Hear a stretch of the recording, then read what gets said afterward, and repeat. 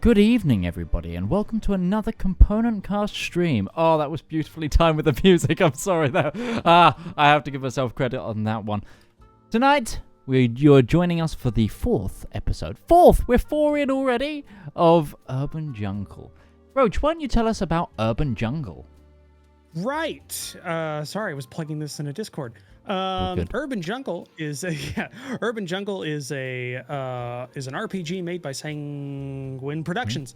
Sanguine Productions, who make other games such as the ever popular Iron Claw. lost my copy. I've lost my copy. It's not on my drive right now.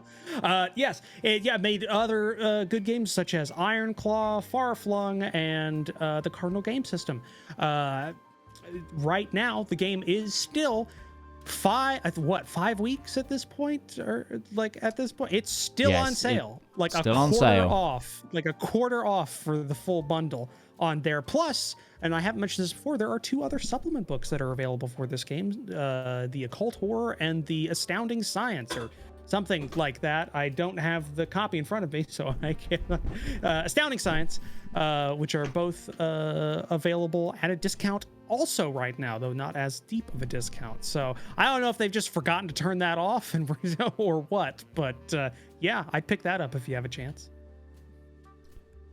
Yeah, and also tonight we need to thank you for that, Roach. Moving on now to the other bits that we need to cover. Before we get onto tonight's show, we have the wonderful people at Syrinscape.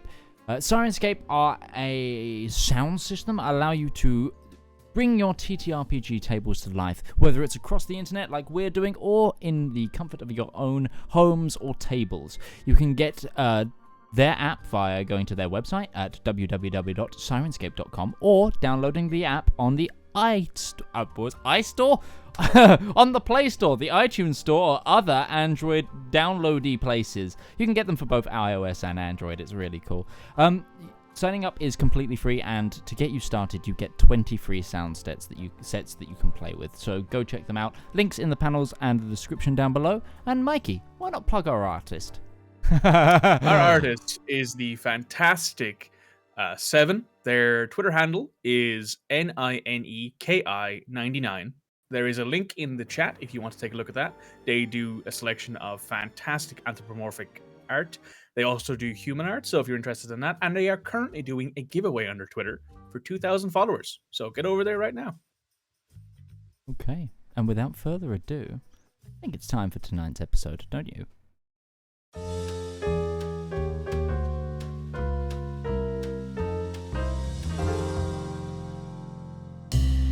Tricogha.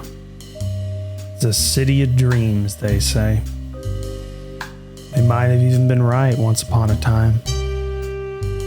But now, it's a rotting, corrupt corpse on a hill.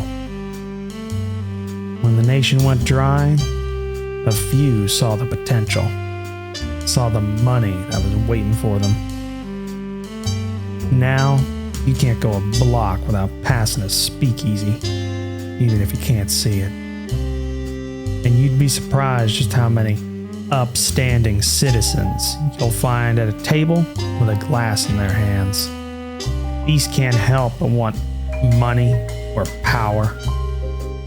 Problem is when both of those mix away from the light of the law. Corruption, exploitation, and murder. It's all just another night in Tricogha.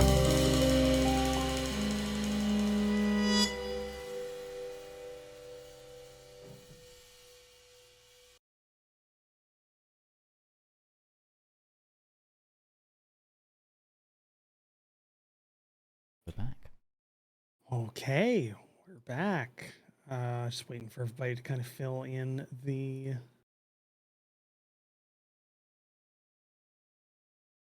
game and get my Syrinscape loaded up, because I was unprepared. Not only I lost my copy, I lost my sense of time. I'm sorry, I threw them in a little bit under the bus. We can all blame me. Forever. Like we always do. Yeah, we always around with it. your bow tie on camera. Whilst panickingly setting everything up in the background. God. Hey, I had to reinstall Steam this week. That was my horrible one. That is, yeah, that's not fun. Okay.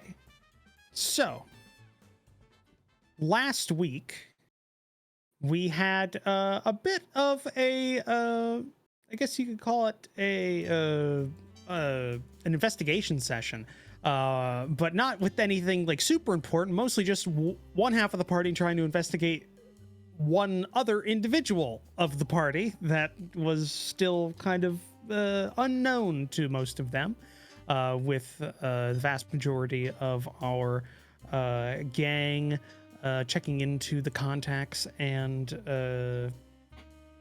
I guess daily coming and goings of Miss Lena I keep messing this up, La Pan.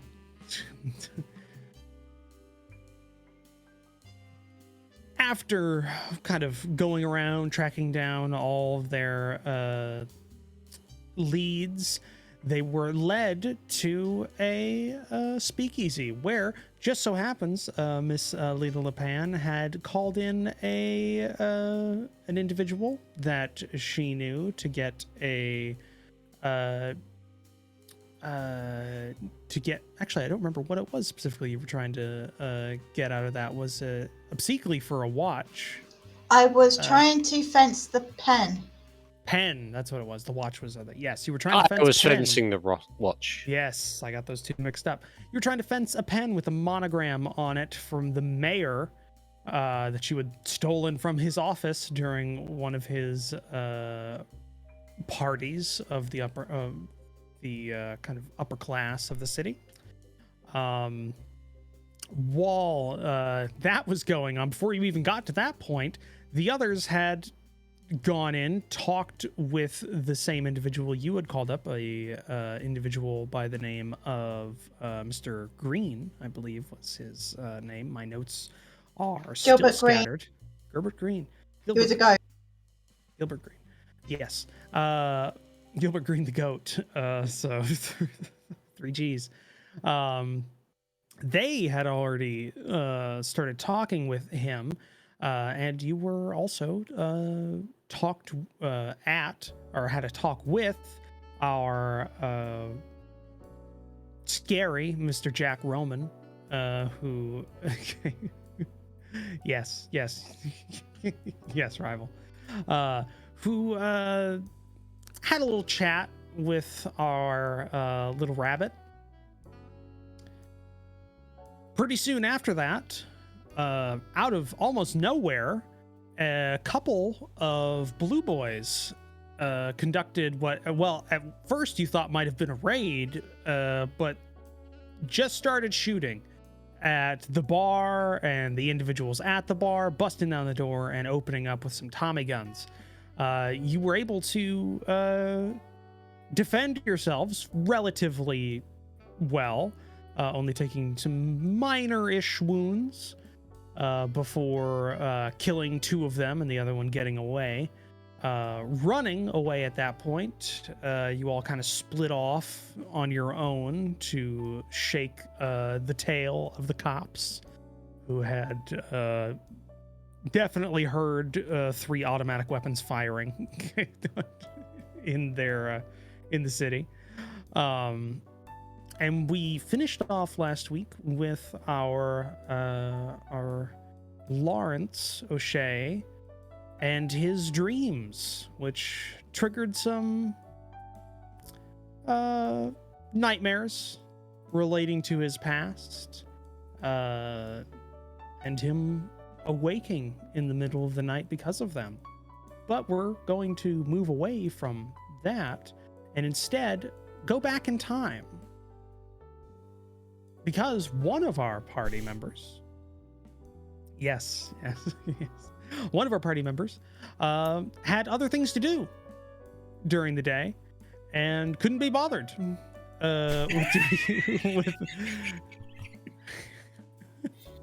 with doing the investigation. Campaigning, I don't believe a word of it. Yeah. So Mr. Jack Mr. Jack Andrews. You spent most of the day in a meeting of the aldermans, actually. From your position, they have, it's usually a monthly or bi-monthly meeting of all the aldermans of the various districts of the city who get together and talk about the civil projects that are currently being worked on, whether they're on time, how much they're costing, talking also about like events coming up, just generally kind of managing the city on kind of really the aldermans kind of function as a middle management kind of position in the city structure, with the mayor having most of the power, but this council being more of kind of a rubber stamp in most cases. But it's almost a whole day of just meetings going over things like the municipal airport that's going to be opening very soon in your district, which is why you pay attention to that one quite a bit. It's on time. It's looking like it's going to be opened fairly soon. So you got that going for you. A couple of other things like upcoming holiday celebrations, 4th of July celebrations that are going to be going on in a couple of months. I get my months right? Yes, I did. Yes, in a couple of months. Stuff like that. Really, it's just a lot of kind of older men in a big room along a big table, the smell of cigar smoke for most of a day. Mayor doesn't even attend most of the meeting. He's there in the morning, and then he has other things he has to do after like an hour or two, and then he excuses himself. So you spend most of the day there, actually, just listening to the others talk, to presenters, etc. And they have like a luncheon that happens midway through the day to kind of break everything up. You go downstairs, you have some food, etc. You're all actually in the old town district, like the oldest part of the city along the coast. It's the former mayor's office building. That's been moved to the South Bend district, which has kind of started to become the central part of the city's kind of structure, but this is maintained kind of out of tradition. So you do that, and surprisingly enough, when you go back up to your seat in the council, in the alderman's chamber, you find a glass of water. That's everybody has one, but you have a folded underneath your glass. Okay, I take a seat. Pick up the water. Take something from my blazer, put it in, and then as I sip my drink, I'm gonna read whatever the envelope says. It's just a folded piece of paper, so you unfold the paper. Folded paper, sorry. Yeah. You just unfold the paper. You can do that a lot easier without dragging any attention to yourself than a full envelope. That's fair. I thought it was a. But you go ahead and read it, and it's a fairly short note. It just says, "Come to the restaurant at 4th and Duarte after you get out, Mr. B." Okay. Yeah. Take the piece of paper, put it behind my pocket square. Yep. Continue drinking the water, which may or may not have an antacid in it from a hangover that I'm still dealing with from the night before. Yeah. They would exist back then. Those foam. That's what it was. Yeah. Okay. You spend the rest of the day. The thing about these alderman meetings, because they happen so infrequently, there's a lot packed into them, even though really you don't have a lot to do in them. So by the time you get out of it, the sun's maybe like a half hour to setting. You went in at around 7 a.m. and you're not and you haven't left. You know, it's close to like 6-ish, like actually it's later and it's summer, so maybe like 7-ish before you get out. So it's a full like 12-hour day in there. And yeah, you have your driver and your bodyguard, Freddie, who is the one that you decided would come out here because he doesn't look as imposing. He's not as known of a face. So they've mostly been, they've had other things they've been doing, keeping like the driver goes out, he gets the car, freshly cleaned and waxed, and Freddie's just keeping an eye on your like things you didn't bring in with you, stuff like that. Yeah. But they are waiting for you as they come out. There's a big like line of cars like waiting for all the individuals to come out, and you see yours, no problem, you can get in. And where do you want to go? So I've got have I got an hour or so before I need to be at the restaurant, did it say? Or just when I'm done? It said when you're done. So however Andrews wants to feel. I'm gonna say that because when I'm done, and they've clearly dropped this note off, they're clearly watching the building, I'm just gonna go straight there. I'm gonna tell them to take a slightly longer route round though. Just in case, I don't want to be tailed. It's true.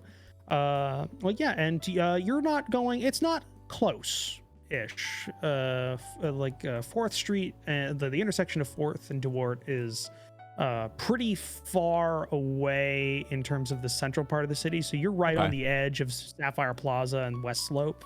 That it's like kind of right in the middle of that. Yeah, you head out. It takes you probably about 20 or 30 minutes of driving, kind of going around. There's not a lot of direct routes there. Because funny thing about Old Town is it has a lot of old roadways that are a little bit more windy than the other parts of the city, which is a planned grid system. Welcome to the United States, where that's everything. But yeah, you arrive. Sun's just about set at this point. It's in that beautiful twilight where the sky is red and you can kind of see the shadows like going on for miles, kind of thing. And yeah, there is a restaurant on the corner. It's O'Malley's. It's what its name is. Doesn't have any extra thing there. You can tell if it's an Italian restaurant or it's or it's like an Americana kind of grill or anything. It just says O'Malley's there. It looks higher class. It's got one of those fancy neon signs on the top of it, like, so it's a bit higher class than you'd expect in this area, somewhat. And there's only a couple of lights on inside, just enough to kind of set a mood. Doesn't look like it's open, at least from the outside, but you do see people in like in the restaurant, so it doesn't look like it's open for business to the public right now.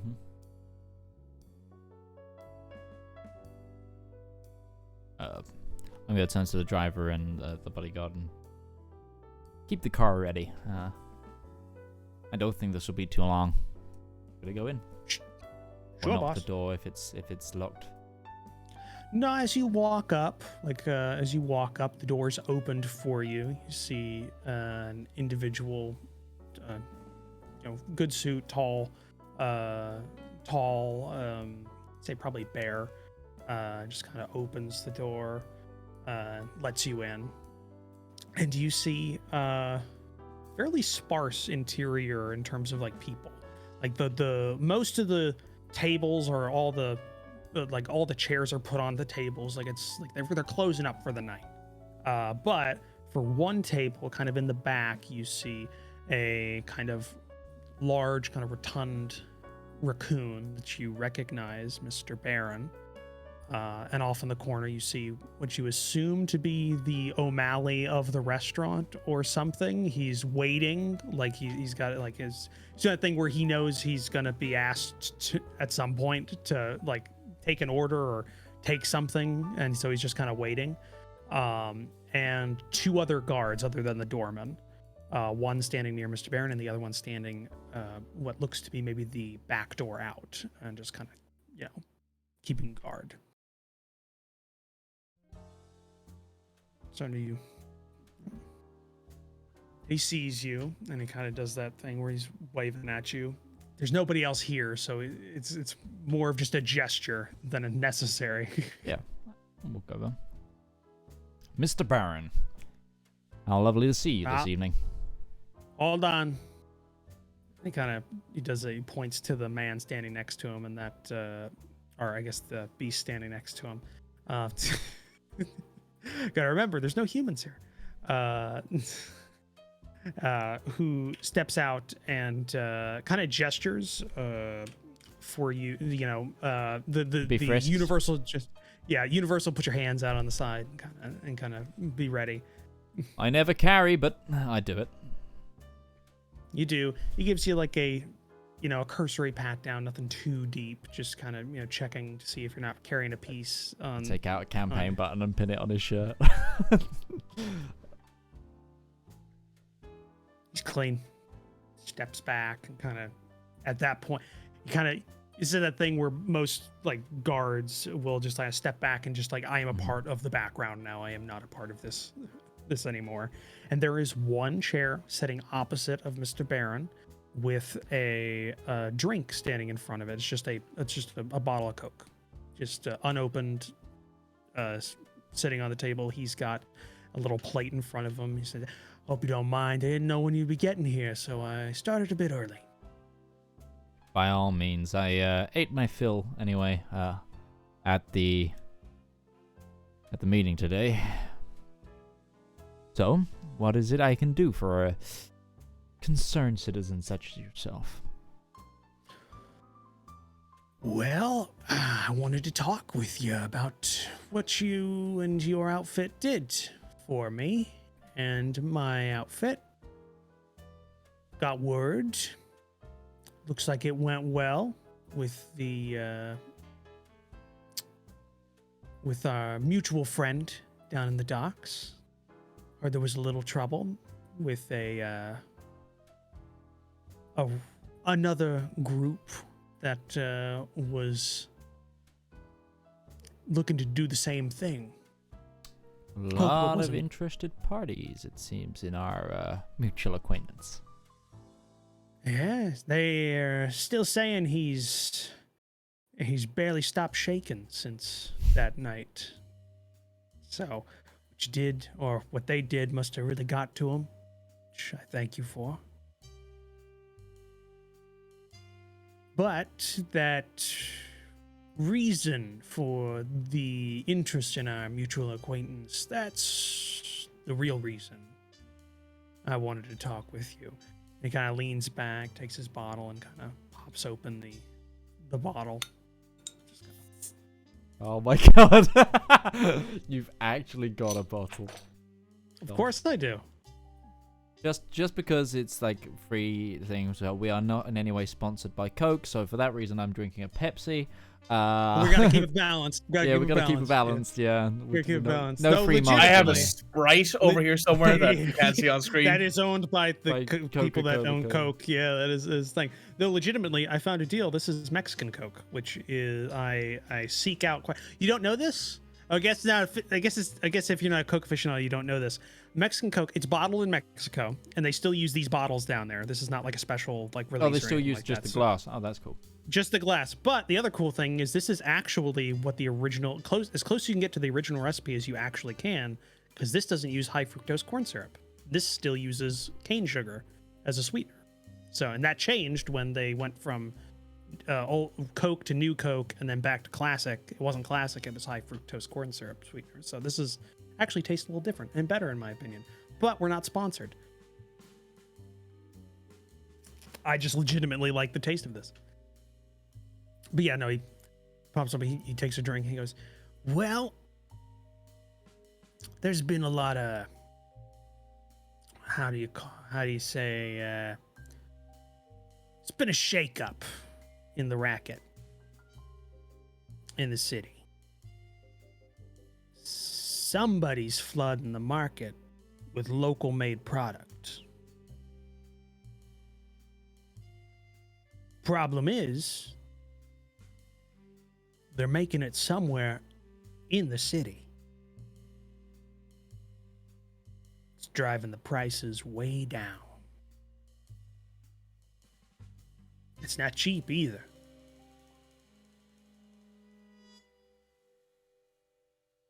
Now, normally, cost of doing business, you eat it. But somebody's working with somebody in the city. They gotta be. No way you can make that much product in the city without anybody knowing.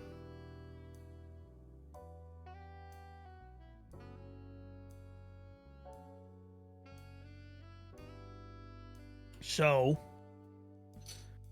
it's caused some problems. All the outfits starting to go at each other's throats because no one's sure who's doing it.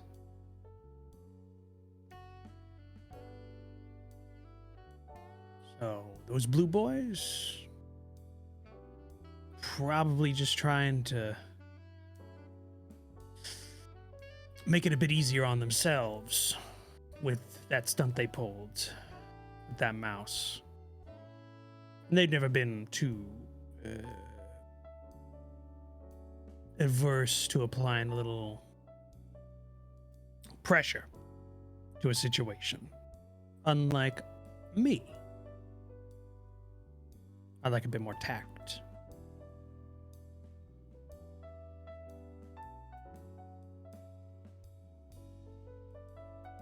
So, long story short, get to the bottom of what I wanted to talk to you about.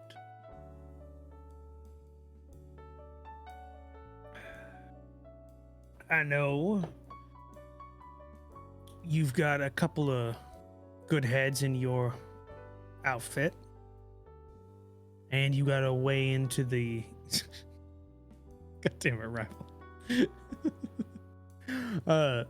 But I know you got a couple good heads in your outfit, and you got a connection to the city government. Now, we got a lot of favors got to be paid back. So I'm calling in another one. Find out what's going on before this city tears itself apart. Roach, what is the version in this game? How would we do an insight check? How would you do an insight check? Yeah. Well, first you need to be more specific, because even in D&D, you don't just go insight check. No. I want to insight. So he's been talking about that there's someone riling up everyone and cooking in the city. How do I know it's not him? They're brewing. This isn't drugs. Everybody on the Sorry. This is not Twitch, meth. It's coded language because it's prohibition. They're talking about alcohol. Alcohol. That's all we're yes, talking this about. is booze. Yeah. we haven't hit the drug era yet. Yeah, we're not. Yeah. This is Well, the 80s. It's This is the the drug 80s. era, and then we're going to have a new one. But it was before, and now this is just booze. I'm pretty sure cocaine is still legal right now. No, it's not. Heroin, I think, is, because that's a Oh, brand heroin name. is, Remember? yeah. Yeah, because remember that's the brand name. So yeah. Well, I would say if you're trying to like ascertain if he's telling, what are you trying to see if he's telling the truth? Does he know more than what he's letting on? Like, what's the specific you're trying to figure out here? I'm trying to. Yeah, I'm trying to work out if he's lying about this. I'm trying to ascertain if he's actually the one doing this, and he's trying to, head me on to killing off another part of the competition for him and a massive takeover. Okay. I'd say since you're just doing this passively, it would be a mind observation check. You're just trying to observe. So, mind. Okay. Observation. Okay. No successes. Oh, no You gotta beat a 3. You gotta beat a 3 first. Oh, I thought it was 3 and. threes only matter in combat, where they can count as a tie in case nobody gets a success. I don't know. So that's kind of what that matters. But yeah, no, you don't get hey, at least it wasn't a fumble. Which is, if you roll all ones, bad things happen. Yes, I remember. On any check. Yeah. No, which you don't get you're looking at him, you know, Mr. Barron, you've known for a while. He owns a lot of your pre-Alderman debt. He bought a lot of debt out, and he kind of, so you know him. He wouldn't have to lie to you.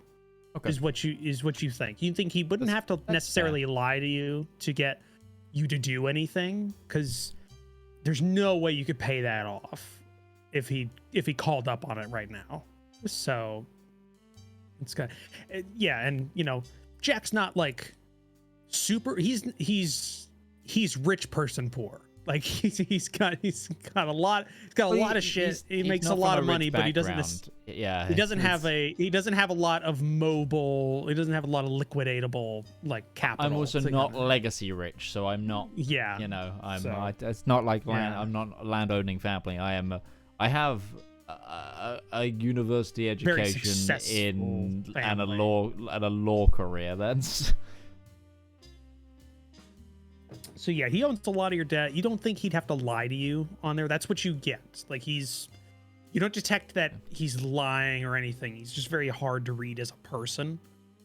In there. So yeah, that's what you get from that check. Okay, that's fine. I wish I had more somber 1910, 1920s music than this. I don't have a lot of options. Sorry.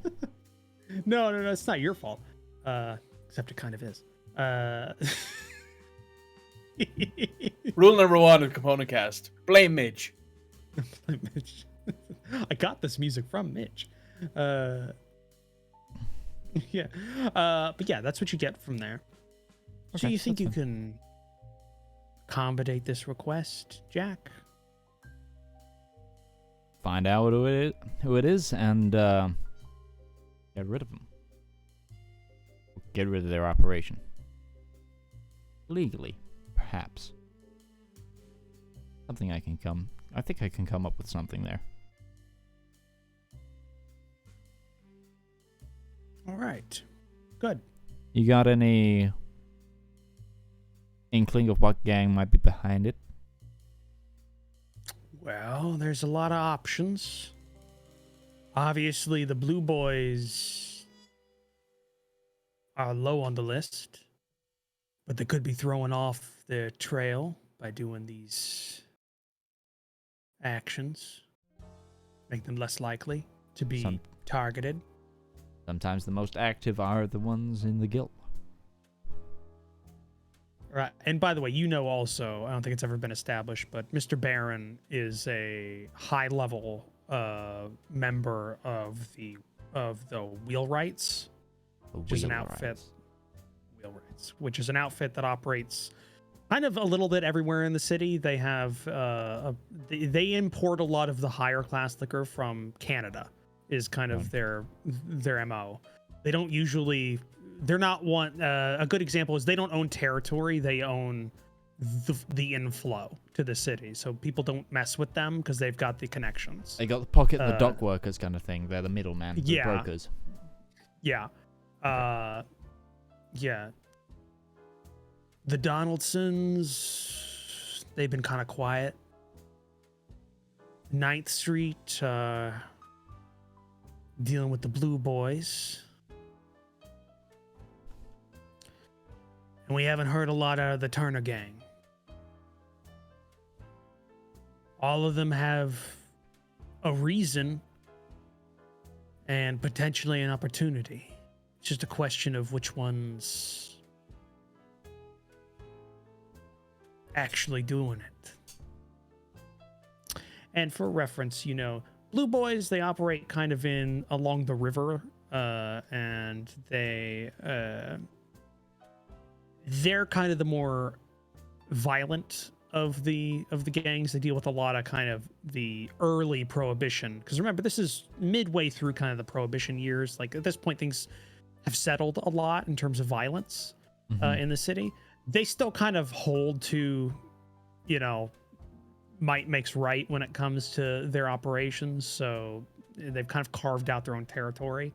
The Donaldsons are kind of an Irish gang that they run a lot of the inflow from kind of the interior. So kind of local gin makers and, you know, and moonshiners and everything. They're bringing that in from the country.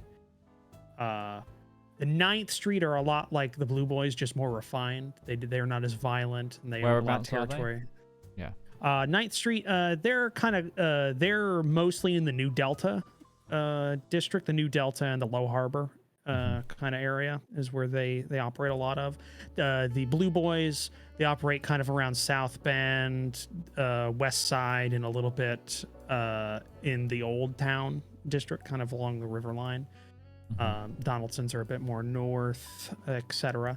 And the Turner gang are kind of the counterpoint of the Wheelwrights in terms of higher class, more established family. And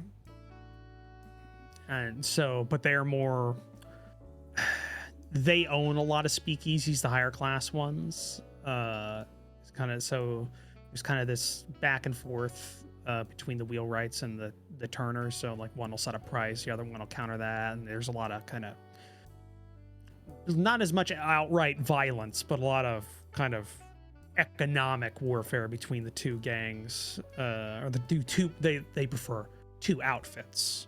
But yeah, that's what you get from that. That's what you know. But yeah, he doesn't know specifically everywhere. Everybody's been kind of quiet. The Blue Boys have been the most active, but they're always the most active. Yeah.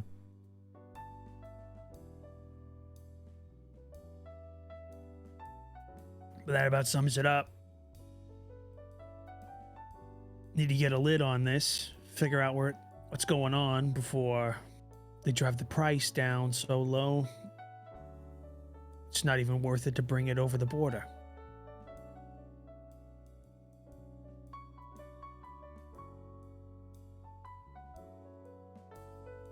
And if my outfit need anything in the process, get this done, you got any names you can slip my way? Oh, well, you know Mayhew. You can talk to him.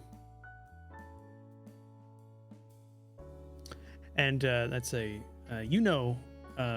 Mayhew, John Mayhew, who is kind of a go-between between you and the Wheelwrights a lot of the times. You've known him actually for quite a while. He's trusted by the Wheelwrights because of his love of money, and they pay him the most. Okay. Out of there. And you know him also personally because you grew up with him, at least for a portion of time, where he, anytime you did run into the law, it was mostly because of him. Just a little weasel. Is he an actual weasel? Yes.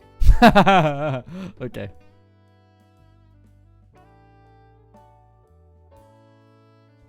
Fat weasel. Well,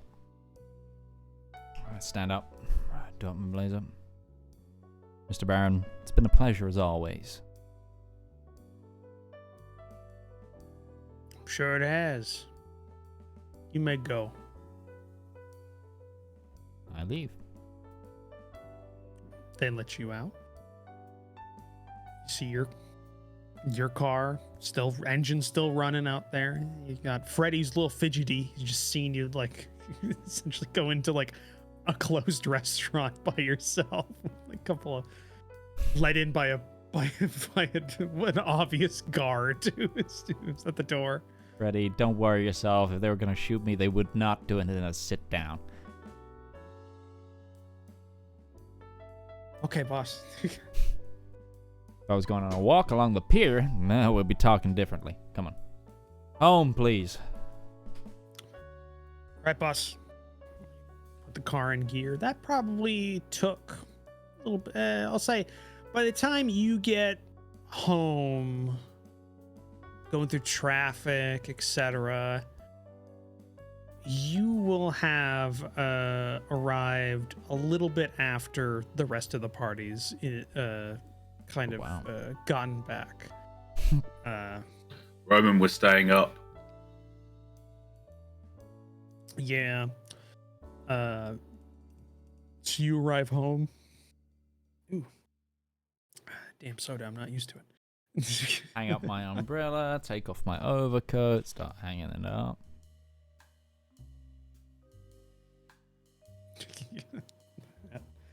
And yeah, Roman is there, waiting. Are you waiting like in his study, or are you just like? Or is he at the door? Is he, are you at the staircase? door? I'm at the door. Okay. Roman. Boss. Does he look any like he's just been? Yeah, in a scrap? Roman, did you clean up at all? Because you definitely have blood on you. I may have Probably spent my a bit blood. of time. My blood, probably. I was gonna say, did you change your shirt or Yeah. or wash a bit? I'd say he doesn't look like too out of sorts then if he spent a little bit of time doing that. If he didn't just show up with blood on his going, boss, it's been bad. Just like there's no like dying rabbit lady in his arms or whatever. Yeah. Jesus. What? When you stand by the door like that, you make me nervous. What's happened? We need to go to your study now.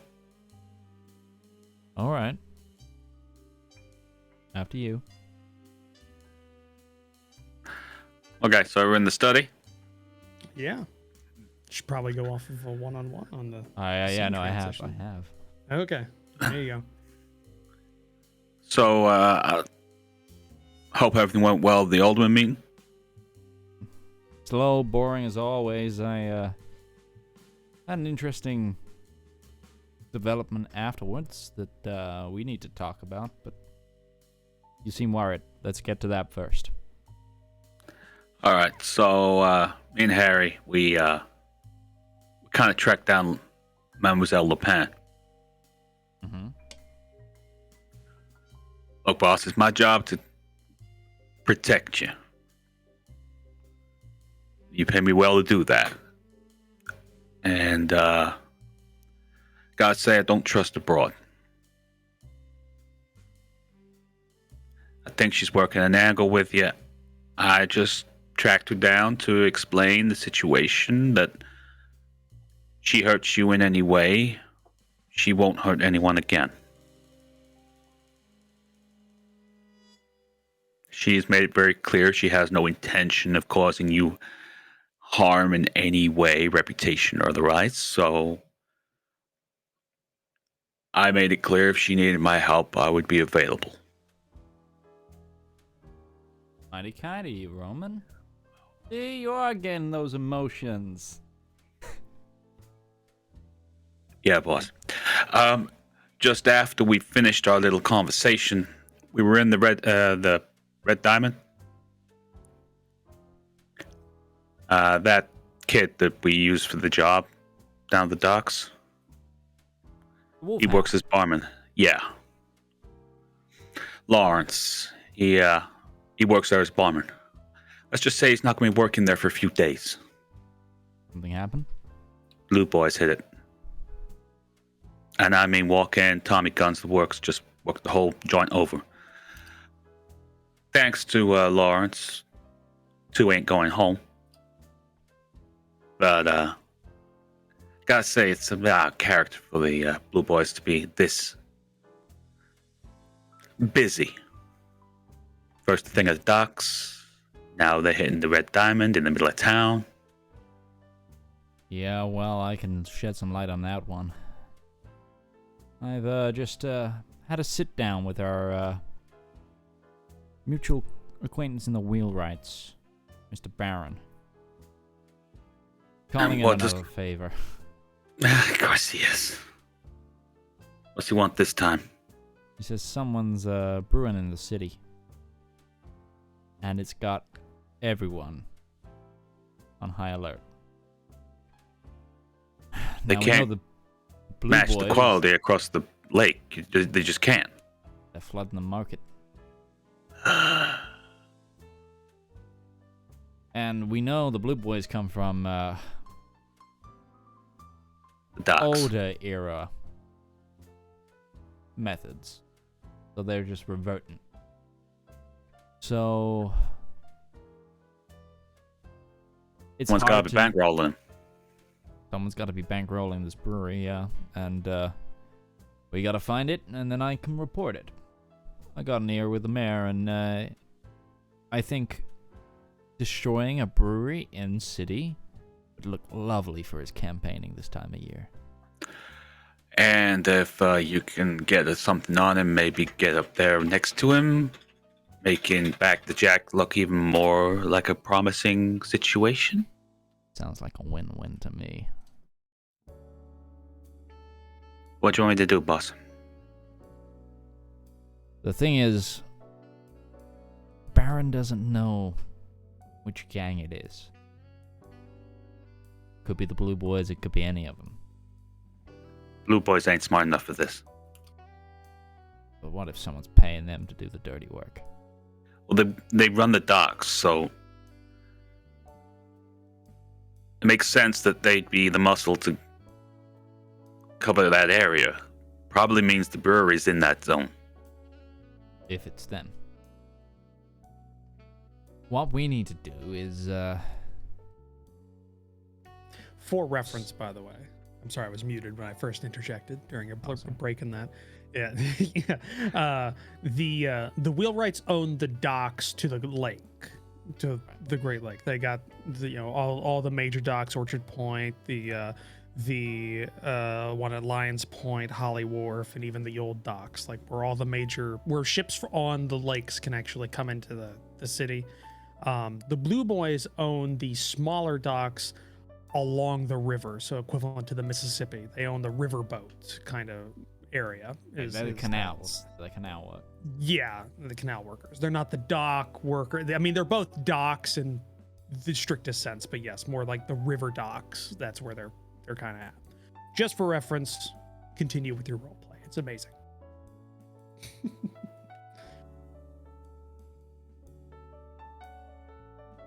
There's two things that are irking on me. I know the wheelwright's main business is across the border, and it'd be weird for them to double dip. But I don't know, this feels like a play from Mr. Baron as much as it does a task to get everything back to normal. And we can't rule out that someone outside of the city has set this up. Throwing off the balance, seeing a new market. Maybe someone from... I'm trying to name... I just realized I was going to try and quote an American city, but then I realized that they're different named in this world. Only this one. Is it only this one? You muted, Roach. Push talk. I've been waiting weeks to say that. Stop. You stop. You stop right there. Push the talk.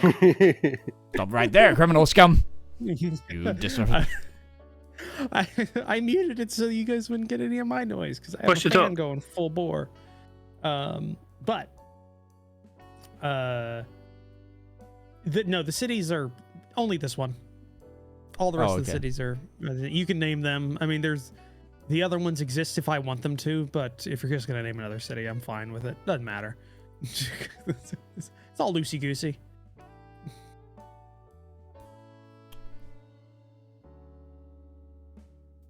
I'm gonna quickly, because I haven't had a chance to look at this properly. Mm-hmm. I'm gonna go to my desk, open the locked cabinet, and pull out the piece of information stolen from the mayor. Okay. Because I know there was something in that the etching, the rubbing. Yeah, the rubbing. The rubbing of the letter. It's a letter to an individual from the mayor.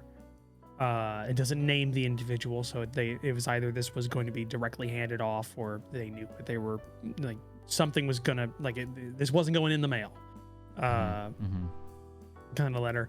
The contents of it are it's very impersonal. There's not a lot of direct information shared in terms of like clues on, or like it's not saying like, hello, how are you doing? How's today going? Like that kind of thing. It's all business.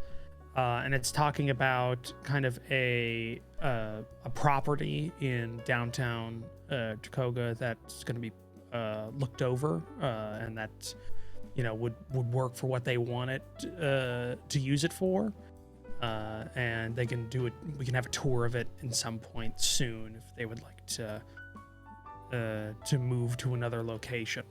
Is this dated? It's not. No, it's not a lot of information. Like it's barely a paragraph and a half just of that. Like it lists the location, and it kind of describes, if you want to expand or move to another location, this is open. We can take a look at it, see if it'll fit your criteria.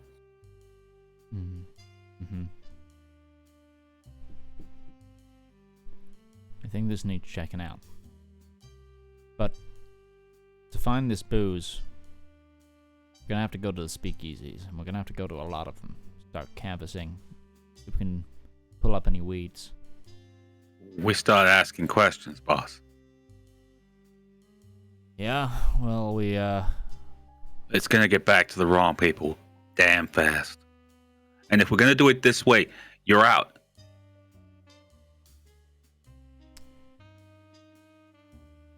Yeah. Well, I think that's the reason why we're... Hey, not necessarily. What if we come at it from a legal angle? Legal's your end, boss. I'm more the, I mean, it is an investigation by a senator, an alderman of the city. Prospective senator, yeah. The prospective senator, I love that. Hey, I got a legal background under my belt. Maybe we can come up with something of a bit more of a positive spin as to why we're looking into this. Nothing gang affiliated, more concerns to the... Okay. Not really my scene, but I got two other things though, boss. One, when the bullets started flying, Harry ran out on us.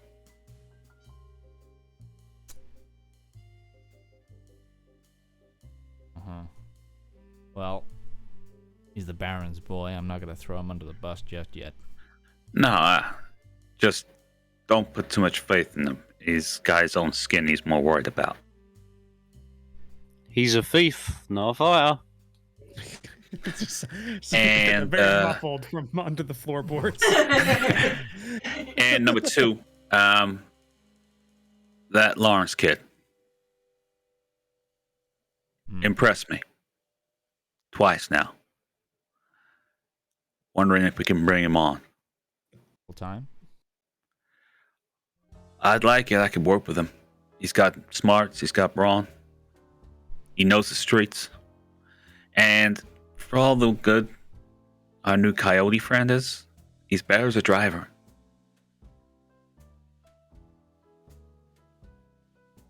Roman, I trust you like family. You think to bring him on? Bring him on. He kind of took a bullet for us today, so it might be good to get him out of his dull. An actual bullet? In the arm. Oh my God. Send him down to Tricogha General and tell him I'll pay. My God. I'll take care of it. Good night, boss. Yeah, good night. I'm gonna burn the midnight oil, see if I can't find some things. I'll check in the morning. Textbooks and see if there's anything I can do within power as an alderman to begin a an investigation, just to cover us slightly, legally speaking. But yes. Right. So, just gonna ask outright because we know what 3 people are doing tonight after the gunfight. Miss Lena La Pan, you just got a new room at a boarding house the day of. So what's your night post gunfight look like? She probably isn't going to sleep very well because she was shot at. She wasn't shot, wasn't that bad, but shot at is pretty bad. So she's probably going to stay up altering her visiting cards with her new phone number. And make a plan because she needs to find a job. So in the morning, she's going to get up early and look through the papers and see if there's anything sparkly coming to town. Alrighty. And Harry. He's going to go out and earn some money. Because he's broke and this job hasn't been paying. No, not necessarily. So, all right. So you just spend the night kind of looking for easy marks, trying to get what you can. Okay, then just give me I'll probably say spare a shilling. Just checking to see what it would be. Well, you have an ability, right? Sleight of hand. So yeah, that'd just be your speed and deceit. Yep. So yeah, so you're just rolling your sleight of hand. I'll say you could roll that twice, and we'll see what you get for the night. Okay. 2 successes. 2 successes. Not the worst, not the best. You're able to get, a little bit of money or things that are worth something that you could pawn off at your next convenience. Nothing really worth calling out about. Just kind of, small pocket change, that kind of stuff. You're not really paying for room and board right now, because you're staying at the Alderman's estate, or you have been. So, your expenses haven't actually been that much as lately. So, it's enough for a few days if you wanted to go out and do something. And we'll say that'll be your night. Okay. So,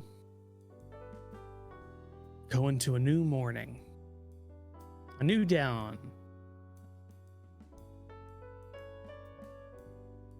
Andrews, you spent some time last night looking around, trying to find legal routes to this investigation. One thing is that aldermans don't have a lot of actual street level power in the city. Again, it's more of a middle management position in the city government. It's kind of, it's not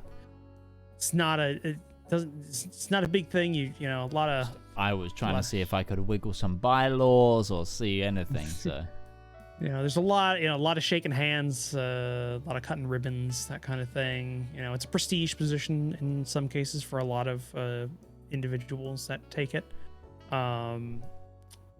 So it's not a huge amount. Also, given the fact that if you were to take the legal route for it, you'd have to get illegal entities involved, and that by doing so, that might not necessarily be possible. You'd be taking them somehow near speakeasies, which are an illegal enterprise in the city that, could lead to them being closed down, or definitely would lead to them being closed down, persecutions, that kind of thing. Probably wouldn't look great. for you to do that. And if it got back that you were working for who you're working for, that could probably lead to some problems overall. So, you know, there's a lot there. Larence. Yay. You didn't get a lot of sleep last night. Nope. No, it was a hard night. When he woke up, he probably just sat at his bed and smoked all day until the sun came up. Yeah. And you're not due for work at the ice hauling, block hauling business, because kind of called in that you were working with somebody else for a while, and you're not on probably for a while at the Red Diamond because that's been shot up quite heavily. I assume at some point I'll hear from the owner. Maybe. Possibly. You'll have to wait on that. Yeah.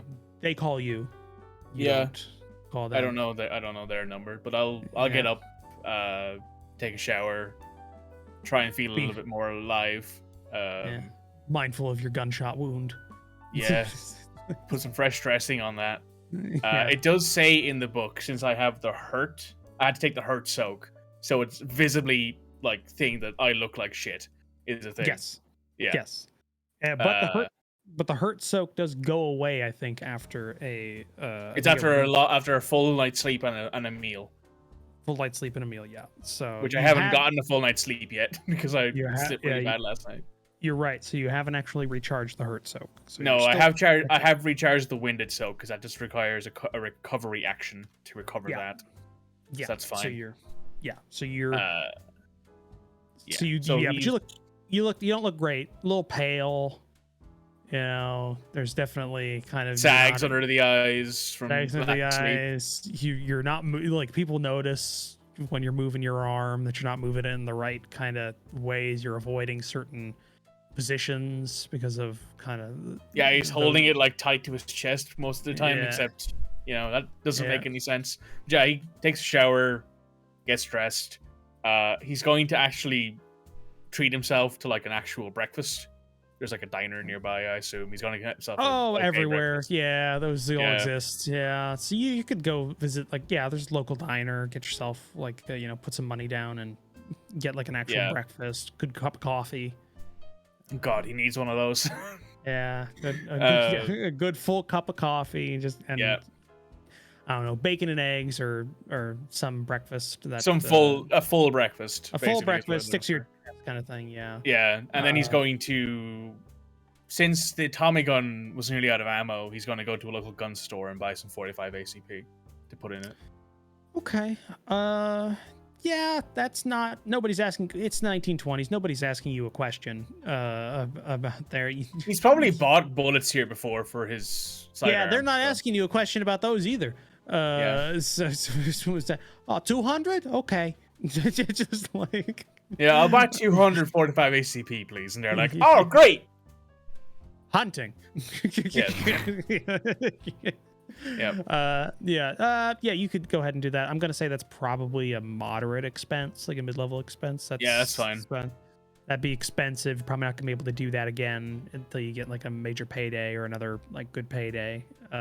He's going to come back to the room then and check the Thompson out, make sure that's working properly. Yeah, sure the old Tricogha typewriter. The old typewriter. Yeah. No, it looks like it's moderately well cared for. It's recently been fired a lot. And you're doing the standard. Yeah. One of the maybe not this one. It's kind of 50-50 if it's that, or it's kind of a three-way whether or not it was that one that got you or one of the ones that was from the other dead body or from the one that got away. But definitely contributed. But yeah, no, you go ahead, you do that, you load the drum magazine up. That's always gonna jam. It's horrible. And you clean it, and it's stupid construction method of the Thompson Company from that era. All right, I need to get the stats for that now. So it's Tommy gun. They're in the book, so you can put that in there. And that is you do have one full load of that, but if you run out, you don't have enough to get another one. That was expensive because 45 ACP is actually, it's always been expensive. It has never been cheap. It is always expensive. 45. It's never a cheap cartridge. But yeah, you go ahead, you do that. Funny enough, the Thompson, by the way, if you want to know a funny little thing of history, the principle they built the Thompson off of, like the way they thought it worked, doesn't exist.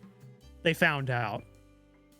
The whole mechanism they built it off of what's called a Blish lock, which is made of brass and steel, because they thought under pressure it creates friction, which would stop the bolt from opening prematurely. That principle doesn't exist. So they just built a delayed blowback just good enough that it didn't cause a premature ejection that would blow off a face or something like that. Yeah. They were really hot for the Blish system. That thing cost like half the gun. It's just solid machined brass, like that bolt. They built the rifle off that too, and that did blow a face off, or could have, because they never got that one right. So yeah, listen, it's gun building in the early 1900s gun building. There's a lot of things that don't make a lot of sense that people thought worked. It's actually kind of funny. So yeah. You go ahead, you get that together, and I'll say that's most of your morning. That's how you spend it.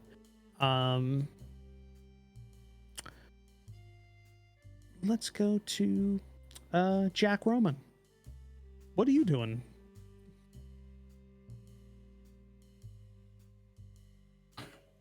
Breakfast, obviously. Yeah. Check in with the boss. Find out if he's going anywhere. Do I have anything on my calendar today? No, nothing big. It's post meeting. That was going to be an all day thing. So, yeah, that always takes a lot out of everybody. So nothing's really scheduled. I just want to get a head start on this investigation of ours. I can't see a legal precedent, so we're going to have to do this quietly. I'm happier with quiet, boss. Knew you would be. All right, just do me a favor, don't go anywhere until I get back. I'll be right here. I got some reading to do anyway. Right, go down to Harry's room. Give him a couple of bucks that I promised him. He's asleep. Leave him under his pillow then. The tooth fairy came. Freaking tooth fairies come up. If you actually did that, though, I think Harry would immediately wake up. Harry is a veteran, so that would yeah. Like, not only would he probably immediately wake up, he'd probably be like at the ready, kind of awake. Yeah, at the ready in the running position. Yes, we know. Well, in that instance, he didn't have a gun. What was he meant to do? I'm just gonna charge guys wielding Tommy guns. Just charge him. That will go well. Then he's gonna go. He survived all of World War I for a reason. Yes, he was good at running away from the fight. No, not necessarily. There's some story there when it all come out in the woodwork. And then he's gonna make his way to find a certain wolfhound. All right. Jesus Christ. Though that was a horrible roll for that. Yeah. Also, the ammo dice for me is increased by 1 because of ammo conservation, so it's a D8, not a D6 for me. Oh, that's cool. Mike, if you send that to Rival as well, because he's got one too. Okay, yeah. I'll post it in the Tuesday Crew stuff. Yeah, it's just in the rulebook. You all have a copy of it. You should. Yeah. It's in the handout section as well if you don't. Okay. Yeah. So yeah, that looks good. Jesus Christ. Yeah, it's still a bad roll. Speed, mind, shooting, and then ammo dice. Oh, okay. Yeah, that's still a bad roll though. Yeah. Yeah. So yeah. Yeah, it's not hard for you to, if you wanted to actually go and physically like meet Larence, you know where he lives, like you've been there, and you have his number as well. That's on record. Yeah, I know. I want to go get him. Yeah. Okay. Yeah. So that's no problem. You can find a way into town without too much trouble. And to his apartment door, like up there. Like you've been there before, so I'm not gonna describe it again. It's the same shitty building that you've been in. Is he there? Yeah, probably. Assuming you're not there like super early in the morning. Because he would have went out, got breakfast. He's probably sitting at the table right now, loading the drum magazine. Yeah, no, you'd be there, I'd say. The amount of time it'd take Roman to get there, given the fact he didn't say he was driving, so he would have had to use public transport to get there. So trolley rides aren't necessarily fast. So, yeah. Knock on the door. You hear... Larence actually jumps a little because he was distracted and also bad night's sleep. So like he puts the drum down on the counter next to the Tommy gun, walks over to the door, looks out through the peephole again. Smiling Panther again. Opens the door. Come on in. Thanks. I don't know why.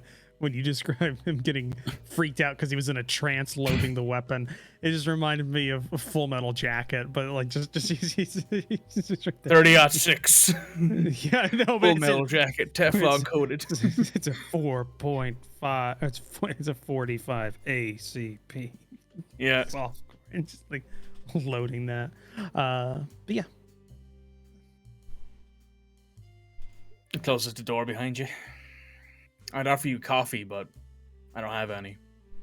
It's okay. That'll change. How much you earn? Sit back down. What was that? How much you earn? I'm sorry. What? How much do you earn? A week? A day.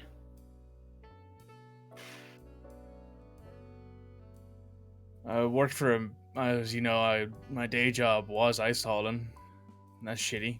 10 cents a day, probably. And the bar? Speakeasy pay me. Depends on how good the tips are. Yeah, thought so. The wages, the hourly, the daily rate isn't bad, but most of the money is made in tips. All right. You gotta go and quit both of them today. I'm sorry, what? I didn't sleep very well. I need you to repeat that again for me. I'm sorry. You are going to quit both jobs today. Why? Because now you're working with me and the Alderman. Working with you and the Alderman has gotten me shot. No, working with me and the Alderman has gotten you a much better paying job. Sure, but... You got shot because the Blue Boys decided they wanted to make a play on the big time. That had nothing to do with me and the Alderman. As far as I'm aware. Only reason I was there was to talk to La Pan. I assumed you did threaten her. No, I didn't threaten her. I told her how things would happen. Yeah, sounded a lot like threatening to me. But that is your job after all. No, my job is to protect the Alderman. Yeah, that's what I mean. Told her what would happen if she made trouble for her.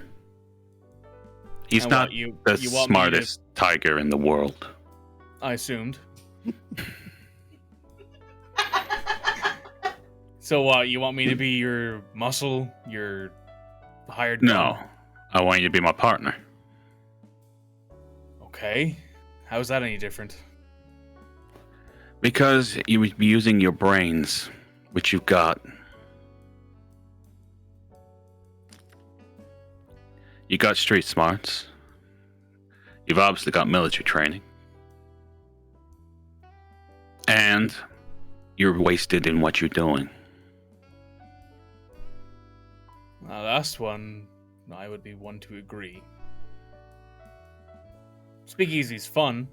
Get to be around alcohol and actually feel like I'm back home again, but yeah. It's not all strong-arming people. Most of the time, we're just making sure the Alderman doesn't get too drunk. Is he a lightweight? No, he just likes his liquor. See, where I'm from, that would mean, yeah, he's a lightweight, so... Look, you call him boss, you make sure you protect him, you stay loyal to him, he takes care of you. This isn't the first time I've been asked to sign up for someone's political opinions. The last time it cost me a lot of things. It's not political. Yeah, at the moment it isn't. Nah, he's got aspirations of being a senator. Right now they're just aspirations, but either way, you get on the ground floor, he makes it, you're still on his team. Well... He doesn't ask you to follow his politics, he just asks you to cover his back. The last guy said that too, and he ended up dead. Then you're out of a job. I was out of a lot more than a job. I was out You of want to say no, just say no.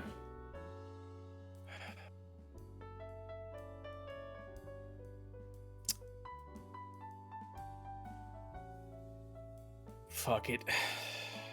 And he offers his hand, the non-shot one. Ah. Alright. You start at 9 o'clock tomorrow morning. Got it. And I put down a $5 bill. Keep him going until his first payday. He like goes... Hospital, please. Please don't wide-eyed. Just wide-eyed. One other thing you gotta do today. Uh-huh. Go to the medical. Get your bullet wound treated properly. Okay. Tell them the Alderman's paying for it. It's already set up. Okay. Thanks, Roman. What? For not running. I don't run. Savage. Right in the gut. Just a few more. Just get him in there. What do I look like? A fox?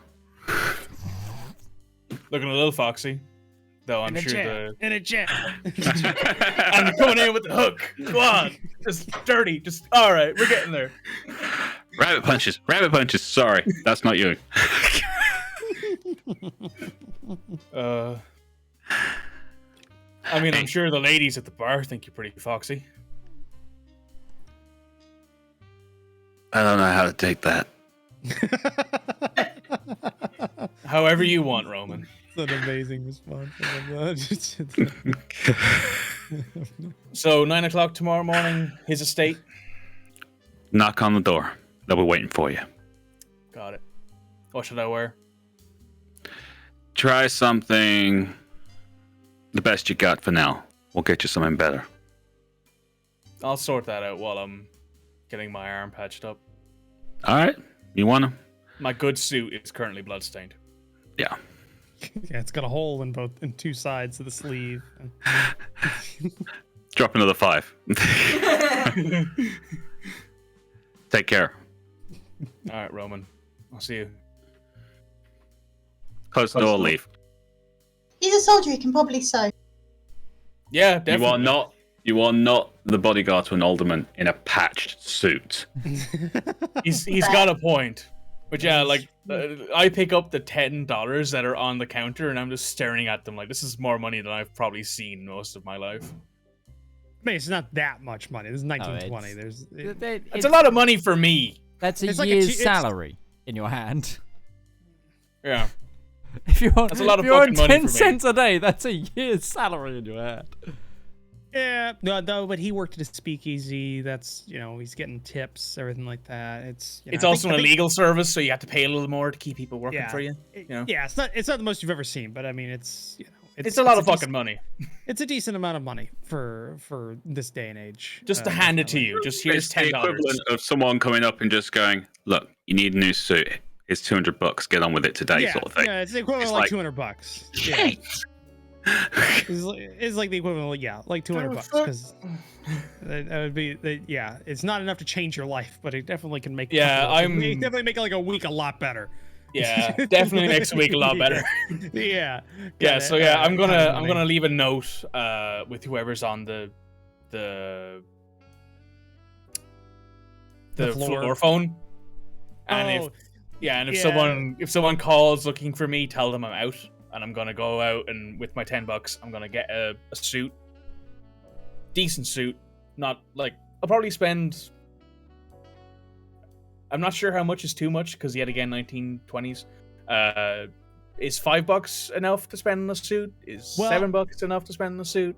I just so happen to have done a lot of research on the 1920s, so I actually know. I don't know the specific prices because that varies by region and everything, but I can say it depends on how much money you have, because every man was expected to have a suit, a 3-piece suit specifically. But even the working class. And basically the difference you would have is as you got lower in class, the less the suit matched every part. Right. Because you would buy from secondhand shops most of the time, because they had a lot of suits just kind of there off the rack, but they wouldn't have necessarily everything there. So you'd have like a vest from from one cut and color, and you'd have a jacket from a different cut, color, and different pants and stuff like that. So, and that was totally socially okay for lower class individuals. It's fine, but as you got higher up there, since it's an alderman, I assume I'm going to need a matching 3-piece suit at minimum. Yeah, probably. You're probably not gonna have like a super nice like white shirt, because white shirts are hard to clean, so you're probably gonna have maybe like an off-white or a colored shirt, things like that. It's just small things that tell that you don't have a lot of money, because keeping white clean like this is almost impossible without access to certain chemicals that were very expensive back then. Starch and bleach, because you needed bleach to keep things white, and bleach was very expensive back then, and it's hard to deal with. Yeah, so I'm gonna spend probably $7 on maybe $8 on a suit, like a full 3-piece matching one. You can, let's say you can get a decent quality suit for moderate expense, and you will have the ability of having one other moderate expense from the money you currently have. All right, and then I'm gonna go to the general, because I want to make sure, like, after they suit me up, I'm gonna say okay, and then I'm gonna go to the hospital. You get some odd looks from the tailors, just like taking your measurements, and by virtue of the fact they have to take your measurements, you have no shirt on. Scars and fresh bullet hole. There's quite literally just a bandaged wound on there, but they'll take your money. Your money spends just fine. They'll totally take your money. Yeah, they'll totally take your money. But yeah, you go ahead, you get that done. Then to the general, tell him, the Alderman Jack Andrews will pay for it. Yeah, you do. That, given the fact that Roman is part of his staff, I don't know if it would be too out of the ordinary for maybe somebody to come in with a bullet wound or a wound of some sort under Jack Alderman's name. I'm going to say they're not going to give you too much guff, because you did mention a city official, and he has a standing account at the general hospital. And the thing is, it's actually very inverse of today, where clothes are somewhat expensive, but medical expenses back then weren't that bad. It was actually fairly cheap back in the day to get things done like that. So, yeah, no, they... Sits down, takes off the shirt. Clean your wound. They do the whole thing. They check, they make sure nothing's broken. I will have run ahead to say that I've got a constituent of mine who was was clipped in a driving piece of violence. No, piece of violence, okay. And I took pity, and I want to see him checked. All right, yeah, that's fine. They don't question you that much, and so yeah, you clean, double check, that nothing's broken or anything like that. The best I can do. I don't think antibiotics exist. Yeah, or would it be? It'd be right at the early, it'd be right at the cusp for antibiotics. I think. When were penicillin might just be starting to come out. 1928. Oh, we're 1 year off. So penicillin has not yet been discovered. Nope. Very soon. Very soon. Yeah. In Prohibition, was alcohol around for medical purposes? Yes. Yes. During Prohibition, many people went to the doctors, got prescriptions for alcohol. Oh yeah, no, yeah, that was totally a thing. That's totally a thing. Also, or heroin. Like sacrament for Catholics was also okayed. So there was suddenly a lot of religious registrations for certain religions that allowed alcohol or needed alcohol for their ceremonies. Over a year just increased immensely from pre-prohibition to the beginning of prohibition. Somehow, there's a lot of ways people went to get around it. What are you talking about? It's a success story. Look at how many people found God. Yeah. I love God, and He loves me. Yeah. Funnily enough, there was a lot of sacramental wine and stuff that just went missing a lot of the times at certain churches, especially out in the country. Was a very common thing. But yeah, so you get it looked at, you get it fixed up. They double check the wound, they make sure they restitch it. Everything they can, make sure it's not turning there's no infection or anything like that, and it looks fine. They just say get some rest, try and not use it too much for the next couple of weeks. Yeah, but they don't question you too much about it. It's not the weirdest thing they've seen today.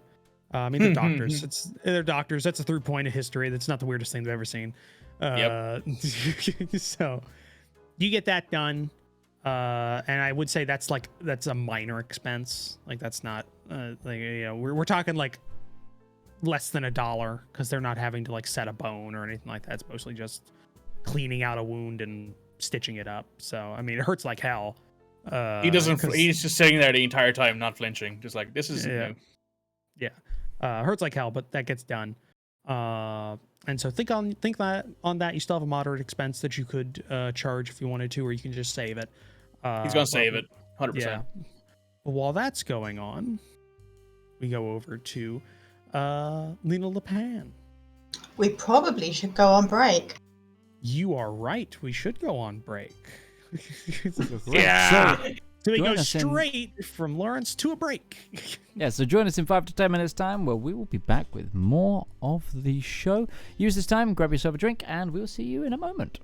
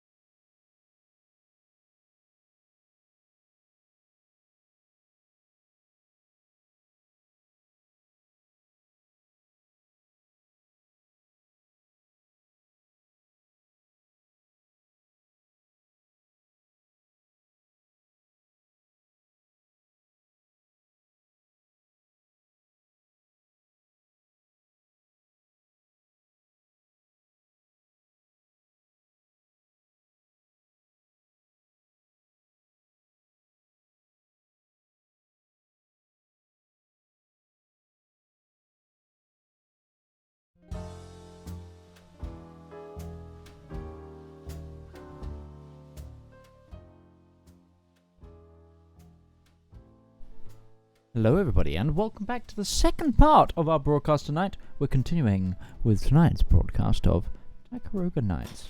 Roach, back over to you. Is actually Tricogha is not correct. No, it's not correct. It is Tricogha. I have forever said Tricogha since we started prepping about this about 6 or 7 months ago, and it's stuck, unfortunately. So I need to get that out of my head.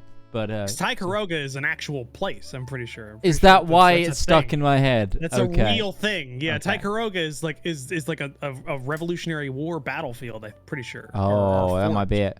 Or something like that. It's like a big thing. Like it's like on the same level as like Valley Forge and oh fuck, what was it? No, it's Ticonderoga. Ticonderoga, I know you're right. So, yeah. That's Fort Ticonderoga. It's close enough though that it hits that same part of my mind. It's there, Is that the one that Benedict Arnold gave over? No, that's the one he took over before he became traitor. That's what. Yeah, no, that's the one I meant before. Yeah, Ticonderoga. He went up there. He went up to the fort. He got there. He took it, and then he took the cannons overland all the way to New York. Yeah. To help with the defending of the invasion that happened there. It was actually an amazing campaign, everything. Mm-hmm. It's funny, Benedict Arnold, if they just didn't screw him over a couple of times, would have been an amazing general for the revolution, yep. But he just kept having credit taken from him by Washington, and they just fuck it.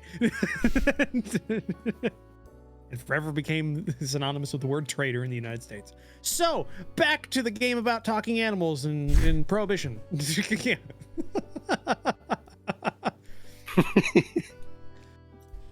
Yeah, that's the range we have on this show. We can talk about super esoteric American history and other things like that, and then it goes immediately to anthropomorphic noir. So, and I'm here just to inject a bit of Cockney. Yeah. Yeah. Red, we began with Lena La Pan. Your morning after everything, you said what you were wanting to do this morning was to try and find a job. Something shiny. Something shiny. So I want you to go ahead and just give me a roll. You're trying... Playing an anthropomorphic magpie, not a rabbit. Our crow as well. A crow, but they like blue things, so it's all sapphires. This is what they're looking for. A crow thief, just all sapphires.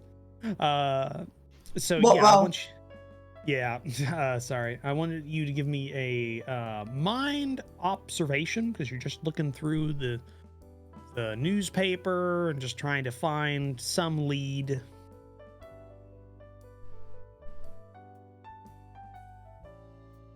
Two successes. Okay. Fortunately, you don't find anything that really jumps out at you. It's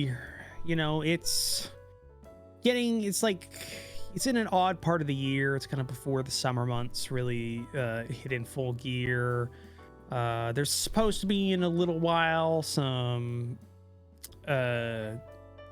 4th of July kind of events going on in the city that's being talked about. A couple museums putting on shows for that, but unfortunately they're not anything that's like there's no jewels or like really in and of themselves valuable items, but more for the historical value items that are being shown off kind of thing. So you not really your bag when it comes to what you target. Whilst I'm looking through, was there anything about the shooting? Anything about the shooting? My novelty dice. It's great. Don't call it novelty. No, this is bordering on unusably large for most. This thing doesn't care about a dice box or dice tray. This thing will jump right over it and steam through a wall. Yeah. No mentions of it. You think that might have something to do with the fact that it was at an active speakeasy, so the cops are probably keeping that under wraps for right now, at least. So no direct mentions of that. What you can see, at least in the paper you have.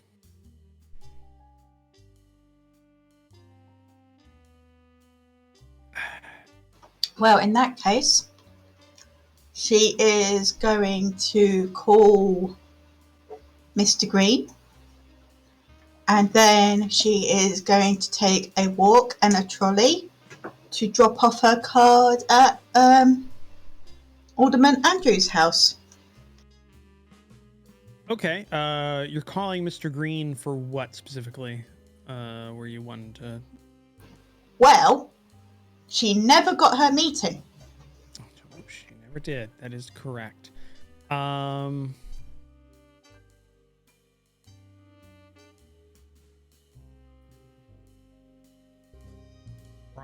one answers the phone when you call.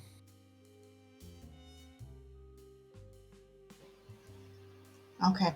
It just rings, and answering machines don't exist yet. So. You said last week he worked at the small museum. Yes. He was a curator. Mm-hmm. How far out of my way have I got to go to sort of go past the museum on my way to? Well, your location is in Graham, mm-hmm. Which is in the North Central District. To get to where Mr. Green's museum is, that would be all the way down at like it would be at U Manor, which is all the way down at the New Delta area, and Mr. Andrews, or the Alderman Andrews house is over at King Square, so literally just like a short jaunt in the same district as you're in to get to Andrews. Never mind then. You'd have to go all the way. Basically, you traverse most of the city to go down there, and then be a big V to get there. Okay, so I'm just going to drop over my new card there, so in case, because he said he might have work, but I'm going to leave it with Roman because I don't want to die today. Roman's not in, I don't think. Roman's not in. Yep. Well, I'll leave it for the attention of Mr. Roman. Okay. Roll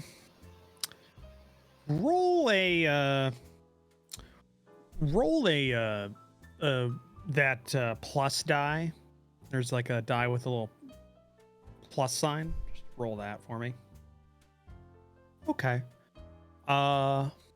It's a good way of having heads or tails, but a 3. It's a good way of having because it has one blank side. It has a blank side, plus and minus symbols. Okay, so actually, what you get is you like go up to the house. You've been there before to talk previously, and you directly come face to face with the Alderman, who, Jack, you went out to double check on the paper as Roman was not in, and your house staff is not kind of worked out the schedule. Yeah, it's only been a couple of days since you moved in, so you were going out to check the paper, and there's Lena La Pan right there. Miss La Pan. Monsieur Alderman, a pleasure to see you. Pleasure is all mine. I hear you had quite the evening. Oui, it was, Oui. I just came to drop this off with Monsieur Roman. I have moved accommodation, and he said to go through him. So I came to drop this off. I will take it, and I'll update our address book. Don't you fret. Merci. Well, bonjour. Au revoir. Adieu. All right. So. And then I'm just going to have because he lives on a nice street, I'm going to have a quiet walk along the road and see if there's any particularly nice houses. Because she needs a job. Question. What time of the day is it now? Well, we're kind of jumping back and forth between like early morning to like midday is kind of the time span we're covering here. So I guess this is like, I don't know, 10 in the morning ish right now. Harry might be waking up about now. He's a light sleeper anyway. He doesn't need too much sleep. He's a fox. Yeah. Maybe she'll bump into him. Night screaming. That's Larence.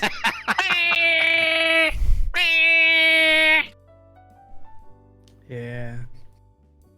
I'm getting really bullied here. Being bullied tonight. Sorry, buddy. It's my last one, I promise. I can't make that promise. You'll get no such promises from me. You can make that promise. So, yeah, Lena. Yeah, no, the whole roadway is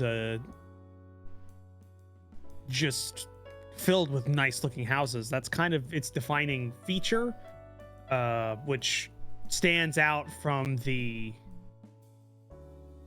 rest of the King Square district, is because it's what was that? Trying to remember. The Green Row is just a whole bunch of really nice houses like near the university. And is there anything bordering on the ridiculousness of ostentatious? Not really. These are like, how would I say? Like, this would be the equivalent of the I've forgotten what the head of a university is called. I'm having a complete dean. Like the dean of the university would like live on the Green Row.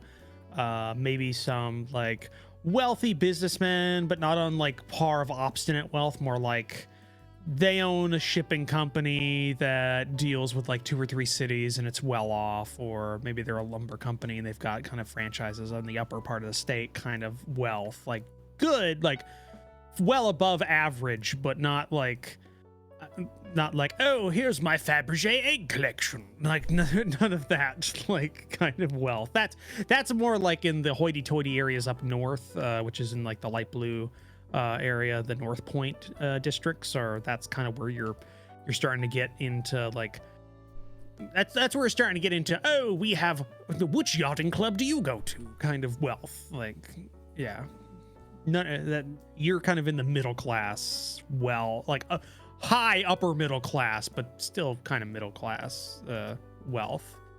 Okay, so she'll start walking up to the hoity-toity. Okay.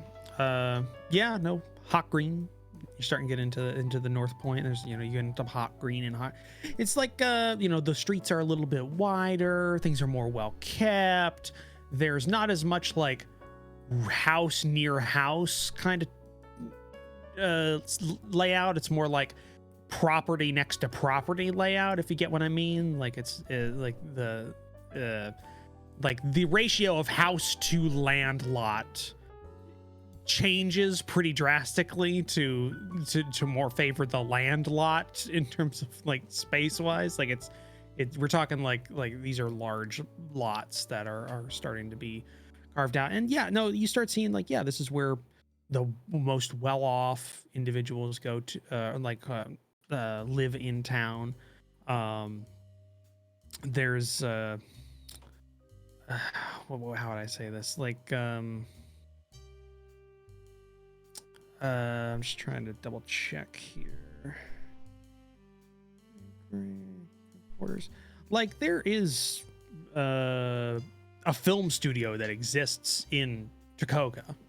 Like, this is before the consolidation of all film and that kind of work into like Hollywood kind of era. So you're starting to get like movie stars live here, like in this area of town. Like the Upton Film Studio is up in Orchard Point, which is the northern part of the North Point district. So like that's kind of the wealth level you're getting.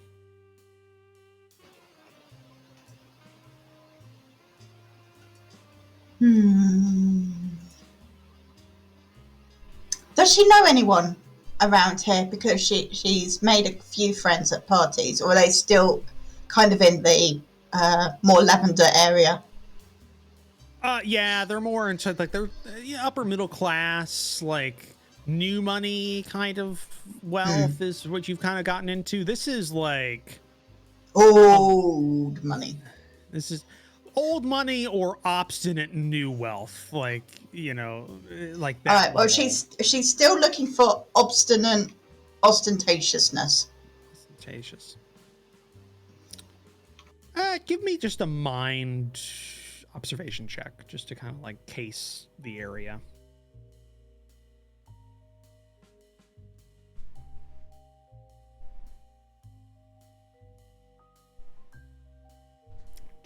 Okay.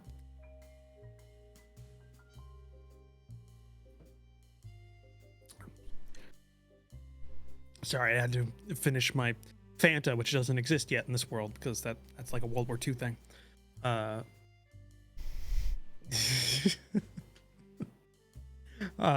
You mean they made a sequel?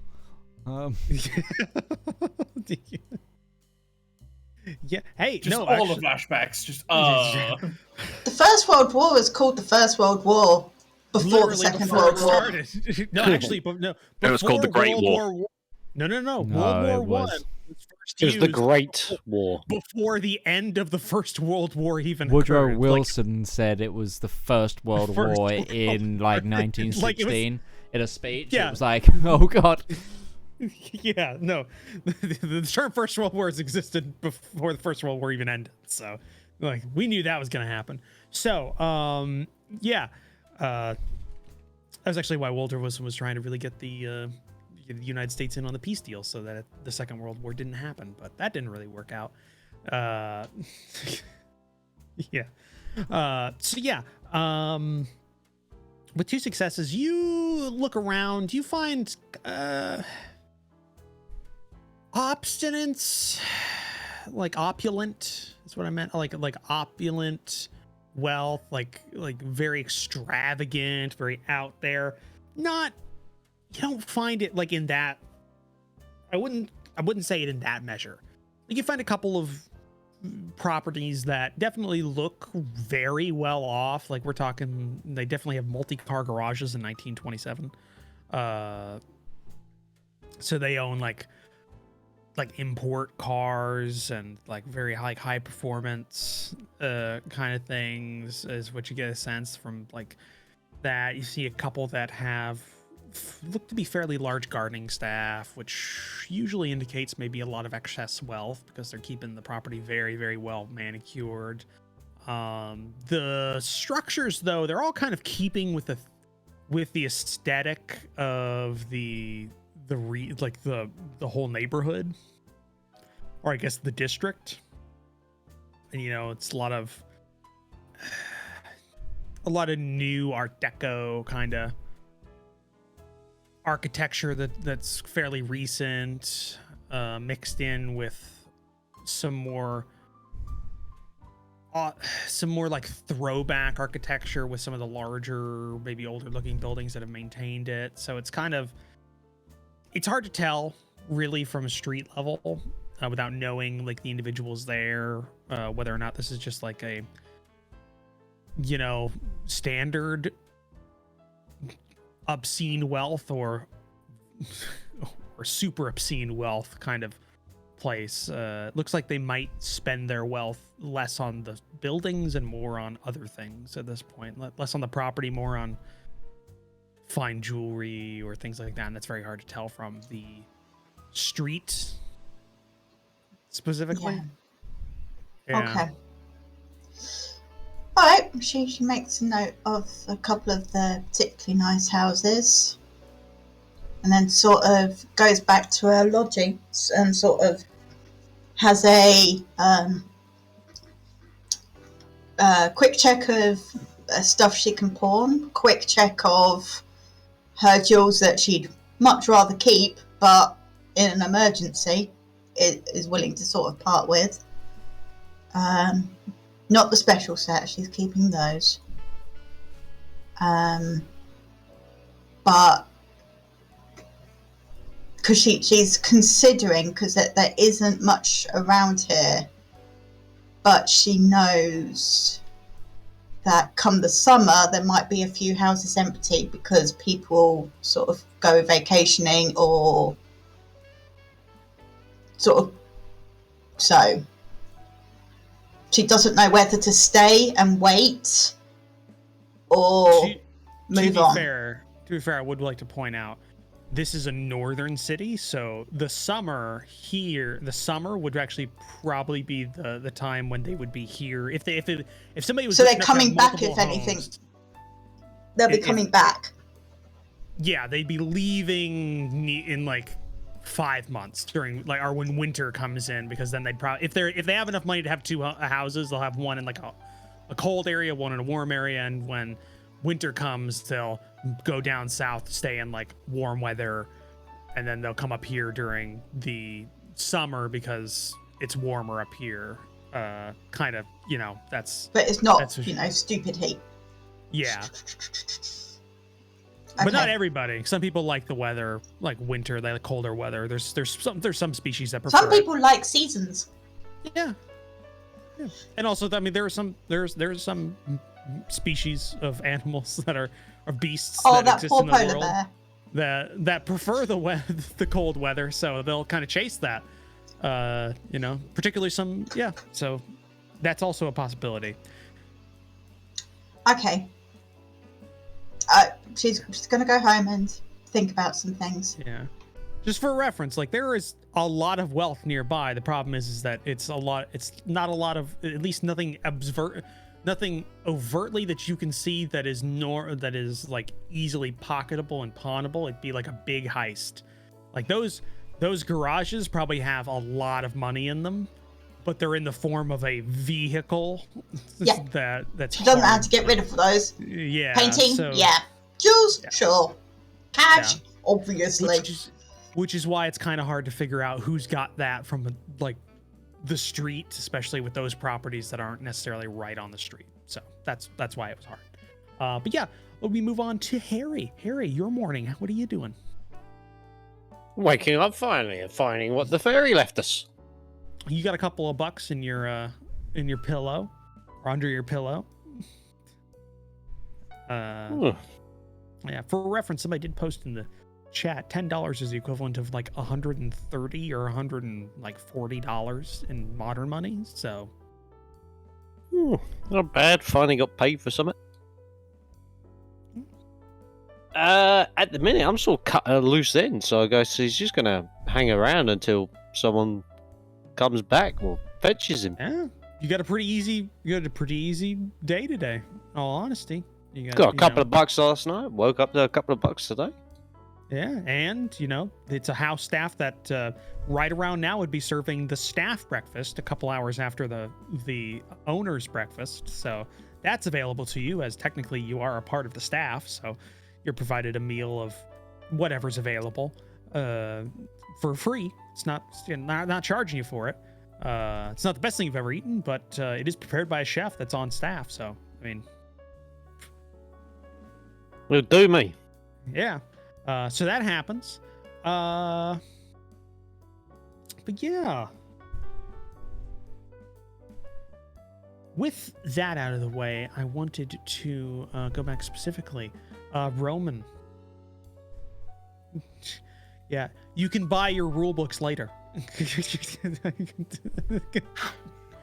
have no idea what you're talking about.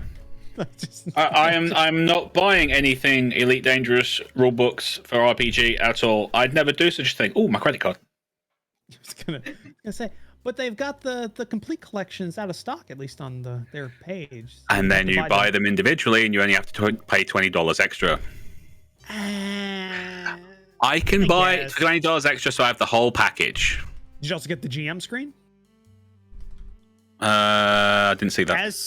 As somebody who has just as everybody listening in the live stream right now, if you are planning on hosting a role-playing game, stuff like that, even if you're doing it digitally, having a GM screen handy is actually really useful because it acts as a quick reference sheet that's physically there. So it's a lot easier to quickly find the information.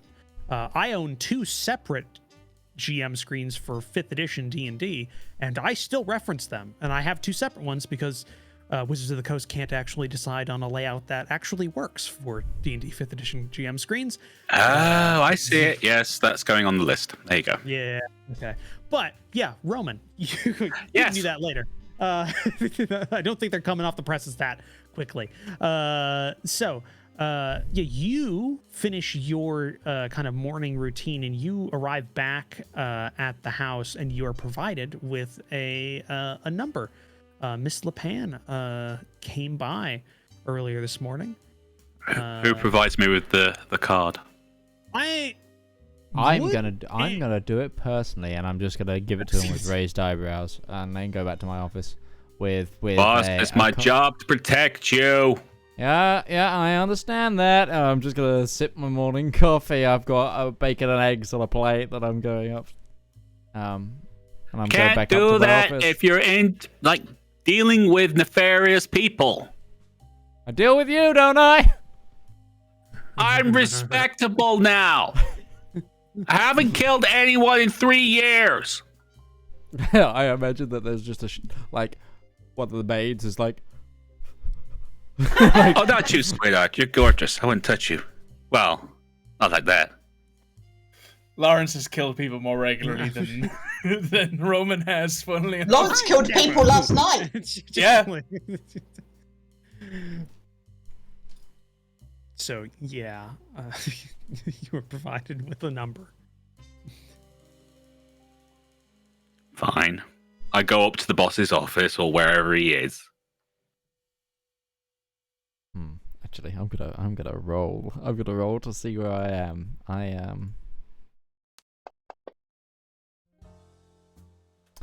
am in my office, yeah.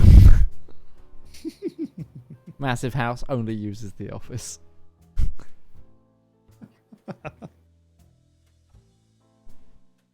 Mine's in the dorm room. Look, boss. She's a thief. We both know this. If you're seen dealing with her, someone's going to use it against you. You want to be senator or not? I hear ya. But she does have good plausible deniability as a debutante. Yeah, she's got all the plausible deniability in all the right places, I know. But still, you need to stay clear. Let me deal with it. You need her to do something, I get her to do it for you. She needs something from you, she goes through me. I'm your plausible deniability.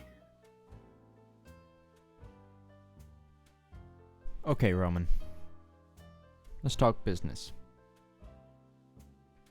What's your take on the situation? How do we find out who's behind the brewing? Well, first we set Harry loose. He's got ears in all the right places. And I hate to say it, we have to start paying him on a regular. He ain't gonna hang around forever. And he was only doing a favor for the Baron. You know it, I know it. He brings us back something, we give him something in return. Motivate the guy. I can get behind that. Miss La Pan. She's obviously gifted at finding things that people don't want you to find and them appropriating them for herself. She needs a job. And you said it yourself. She's got plausible deniability wherever she goes. Who's going to hurt a dame?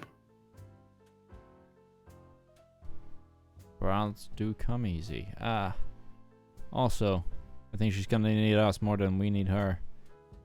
Changing the dress is never a good sign. Yeah, well, she's used to the high living, and she's got a Robin Hood streak. What can I tell you? Good thing we got Larence on the payroll now. I like the boy. Well, I think he's the same age as me, if not older. Yeah. It's one of those, the boss is always the old man, that kind of thing. Yeah, that youthful expression of post-traumatic stress just through. Repressed youth really does it for a man. The giant scar on his face. Just Look, we put him in a good suit. One, let's face it, you got him standing next to you. Who's going to want to deal with you? Mm-hmm. Two, put him with me. We work well together on the job, at the docks. We stuck together in the fight in the bar. He's got a good head on his shoulders. Yeah. You stay back here, play the long game. Let us do the legwork. Game.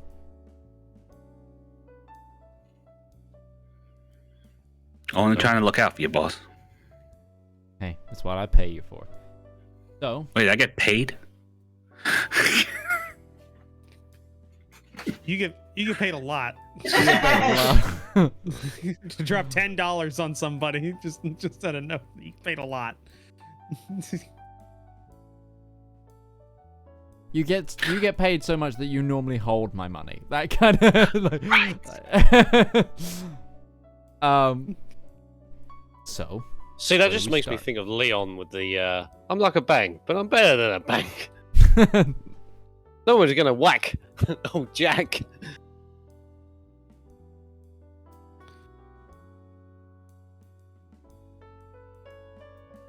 Okay, we set the fox loose. Okay. La Pan? Yeah, she might have some wheels she can grease. I have an idea of how myself, you, and Larence can also do some snooping, though. Boss? Yeah. Well, I don't have to be directly there, but we can... Say I'm gonna throw a shindig. Alright. That I can get behind. And what does a shindig need? Oh boy, we're gonna have to go find some, ain't we? And of course, you being a respectable citizen, you don't want to pay too much. And All hey, right. This could open up a new market into the classier districts away from the gangs. Who knows? So, we can grease some wheels. Grease some wheels. Gotcha. Well, Larence will be here first thing in the morning. We'll get to work on that then. I'll go talk to Harry. Do you want me to talk to the Mademoiselle while I'm at it? Absolutely. I'm gonna get party planning, make it look as legit as possible.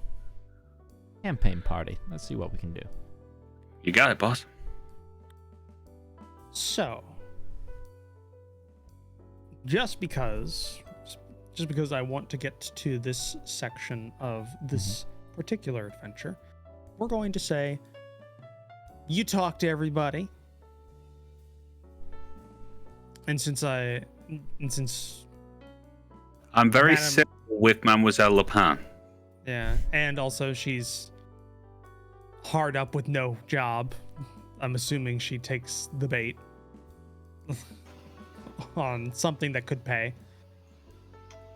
She's still scared of Roman as well, so yeah. Okay.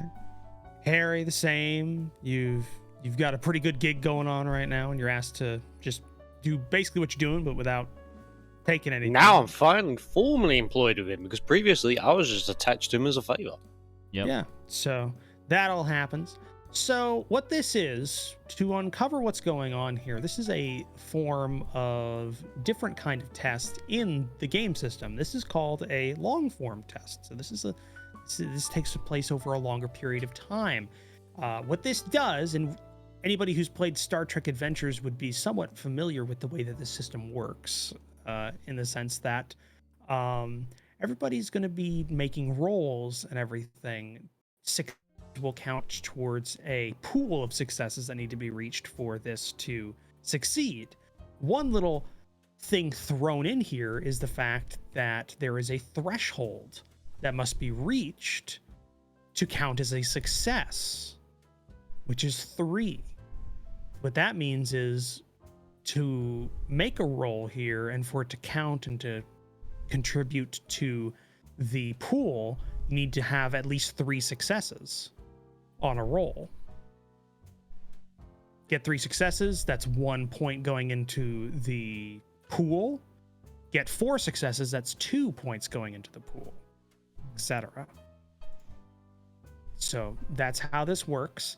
And just so you know, every time you make a check for this, it's going to count for 4 days of time. Is that consecutive? So, like, is it a thing of, like, I have to act and that's 4 days? I will allow 2 separate, like, rolls on the long form test in a 4-day span. But that's the maximum. Yes, Rival, you can. Yes, in the back. Thank you, sir. I've just bought my books. Hey! And I downloaded the PDFs. Great! Don't say anything else on live stream because that might be breaking certain copyright laws.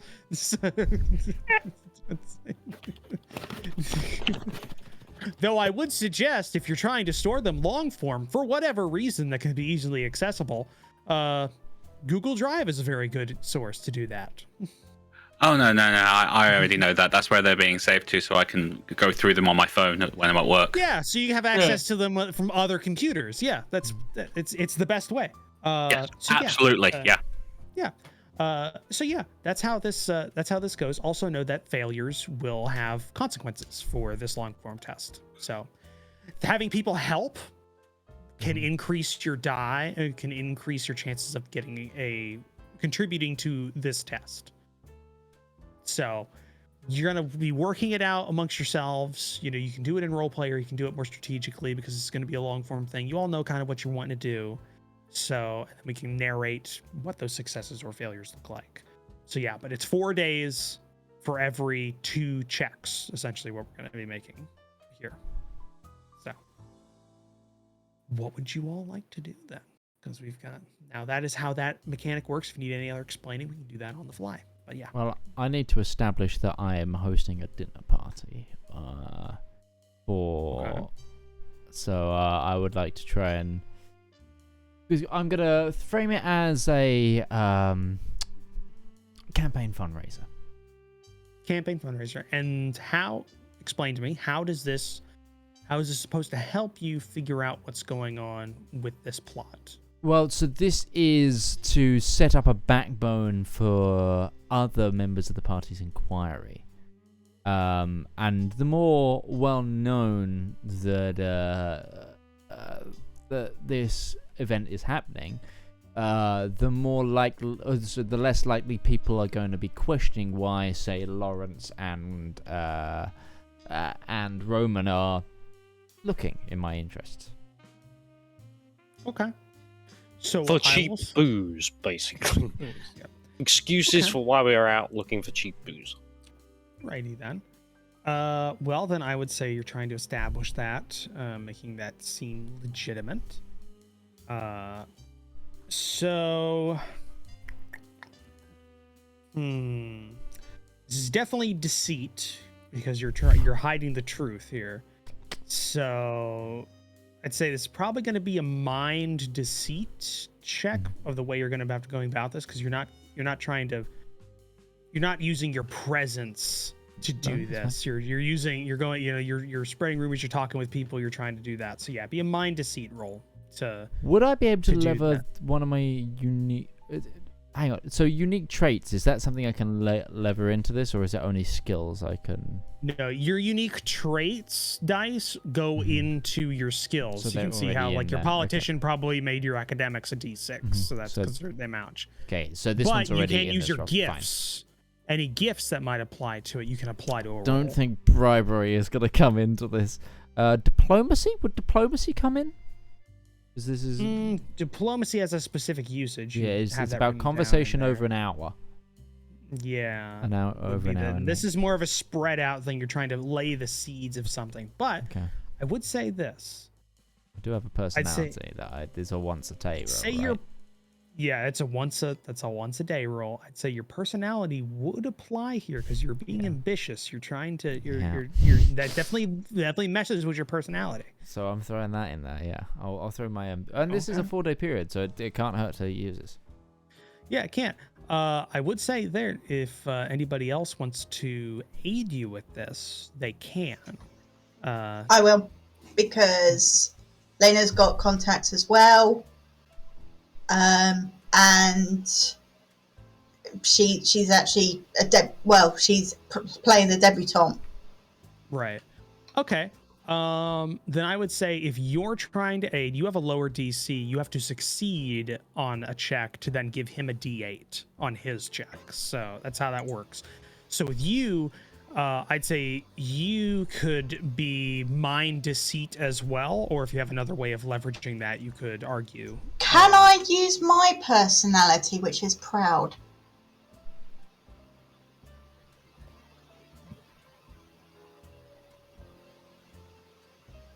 I'll allow it. Good, because I don't have deceit. So yeah, you make that check. You need to succeed at least one, and then you give him a D8 for his roll.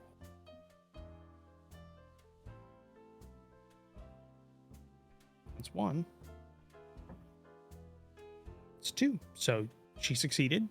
You get a D8 on top of all the other dice you're rolling for this check. Okay. And you gotta try and get 3. So it's a mind deceit roll, correct? Yes. Plus your personality plus the D8. Plus your D8, yes. So mind. Deceit. Personality. D8. Just barely succeeded. So that goes from a pool of 15 successes needed to a 14. So 14. So yeah, you kind of lay the groundwork. You get everybody to you start talking over this period of time. Then I'm gonna have a party. I'm gonna be hosting a little shindig at my new home. Think of it as a home warming party, things like that. Trying to just kind of laying the seeds there. People start hearing about it. They start saying, "Oh, looking forward to it," etc. It seems to have taken. There's not like a huge amount of buzz about it, but there's enough around your circles that people know that it's happening. And you've kind of set a date forward in time. Like it's not too set in stone yet, but you say it's gonna happen soon. It's gonna be happening pretty soon when I can get everything together. So you get that. And during that as well, does anybody else want to do anything with their checks here? Got one more check for this 4-day period. So, how much information do you give Lena? Roman, that's over to you. Oh, sorry, ignore that roll. I accidentally double-clicked something. How much information do I give Lena La Pan? Yes. Basically tell her that there's a change happening amongst the honest, legitimate providers of certain substances around the town, which is upsetting the balance of power, which would make things more dangerous in the city, more difficult for her to operate in her legitimate endeavors. and the Alderman is doing his best to curtail this before it gets out of hand. However, he needs her help to ascertain where this is coming from. So any information she could provide would be extremely well received. So, she is going to ask Roman whether he knows the other gang's main hangouts, like which speakeasies they frequent. And she isn't going to go in them. She's going to be sneaky and sort of just go at night and just sort of watch what's going on, who's going in and out. Well, you already contributed for this 4-day period. All right, that's the next 4-day period then. Yeah, so during the first 4-day period, we can have 2 roles, so anybody else want to do anything? See, that was precisely what I was going to do, because watching people is kind of my second specialty, given that's kind of how I find my marks. Go around observing the other gang, seeing their movements, see if I can find out where it is they're going to and from, and where that hooch might be. Okay, that is totally doable. Would anybody else like to aid Harry in this? I think I can try and aid him, given the fact that I will be putting out the feelers for supplies for the Alderman's party. Okay. Well, if that's how you're going to couch this, then you need to make a mind deceit roll and try and succeed. Mind deceit? Not you, rival. I don't have a deceit thing, so I only have a mind, so... So then you roll your mind die and try and get a success. And if you do, you can you use Streetwise? Yes, I can use Streetwise. I would allow that, yes. Because that's one fail. Well, that's a failure right now. Success. Okay. So, Harry, you're going around. You're trying to find. You're observing these individuals. So that's going to be that's going to be an observation check. It's going to be a mind observation check, and you put an extra D8 on top of that because you got aid from Roman. And he succeeded his check, so... And it's okay, so an extra D8. Yeah. So mind deceit plus a D8. Mind deceit or mind observation? Mind observation, sorry. Mind observation. And a D8. And a D8. Roll, don't pick up. There we go. 4 successes. 4 successes, which not only beats the threshold, you also get an extra success on there. So instead of it going down to just a 13, it goes down to a 12 needed there. And what you see in your 4 days of observation, Harry, you primarily are looking at some of the less violent gangs. You avoid the Blue Boys and their areas. But you see just a lot of which you could only describe as kind of reshuffling of a lot of things, a lot of outfits trying to streamline their operation, trying to cut costs, is what you can kind of observe from the outside. The Donaldsons and the 9th Street outfit do that a lot. They're kind of, you can see them like moving surreptitiously, but you're able to still see it like moving product from kind of their normal storage areas to kind of a bit closer to where it's partook in, so they can cut down on transport costs, that kind of thing. Just trying to squeeze out as much as they can from what they got during that time. And 4 days pass. And we go on to the next 4 days. During that time, by the way, you, Larence, you got your suit. You have healed from your wound, according to at least the rule set. You don't look as bad. You're no longer hurt. And you start. To clarify something, I'm not moving into the estate, right? I'm just working there now. You can if you want to. No, Larence likes his privacy. He's gonna keep his apartment. Right for the minute. He might move into a nicer apartment eventually, but he's gonna keep it. Okay. But you start settling into your job a bit more. Because during all this time, you're not just doing this, you're doing other things. Your daily routines, Jack Andrews is going about his job as well, listening to constituents, etc., like kind of dealing with the city bureaucracy. Also probably got some clientele to meet legally as well. Yeah. Probably in court a couple of times. Yeah, pretty minor stuff though. Probably not. Oh yeah, no, I don't do criminal law. I do business law. So I'm in mergers and acquisitions. Yeah, so sounds criminal to me. Murders and assassinations. So yeah, it's pretty minor stuff. You're not spending like multi-day long court cases or anything like that. You're just consulting a lot, that kind of thing. Using your law degree as best you can. You're getting paid on top of your salary as a alderman, which is helping a lot.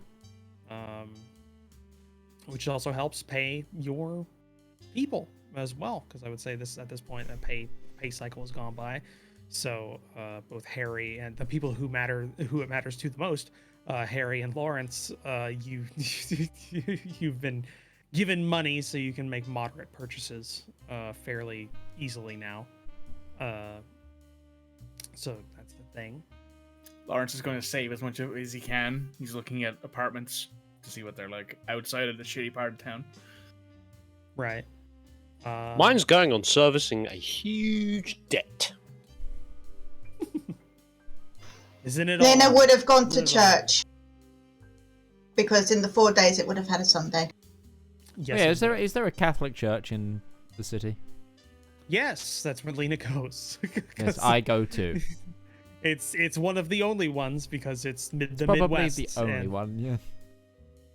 Yeah, it'd probably be the only one, or it'd be very nearly the only one, because Midwest Protestantism is in the United States, early 1900s. Protestantism is a fair amount of Irish immigration though now that there would be one. Well, Larence doesn't actually show up to church, weirdly enough. Let's see. Jack's grandmother on his mother's side is Irish, so he's a Catholic.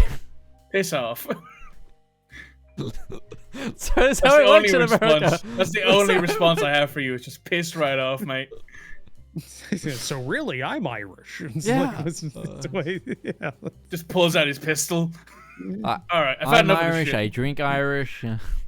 Yeah. So yeah. Go through that during the week. It's it's pretty standard. But during the next 4-day period, how are you all wanting to tackle this? I think I'm purely on assisting now. Like, my groundwork is set. It's up to the more criminal elements. What are you talking about? Exactly. He's talking about a legitimate side business. Thank you. You're welcome. Yeah. So the letter it just said downtown the warehouse, didn't it? Yeah, it didn't give a specific address. It referenced a place that they had talked about previously. So it was more of a like that property we looked at before.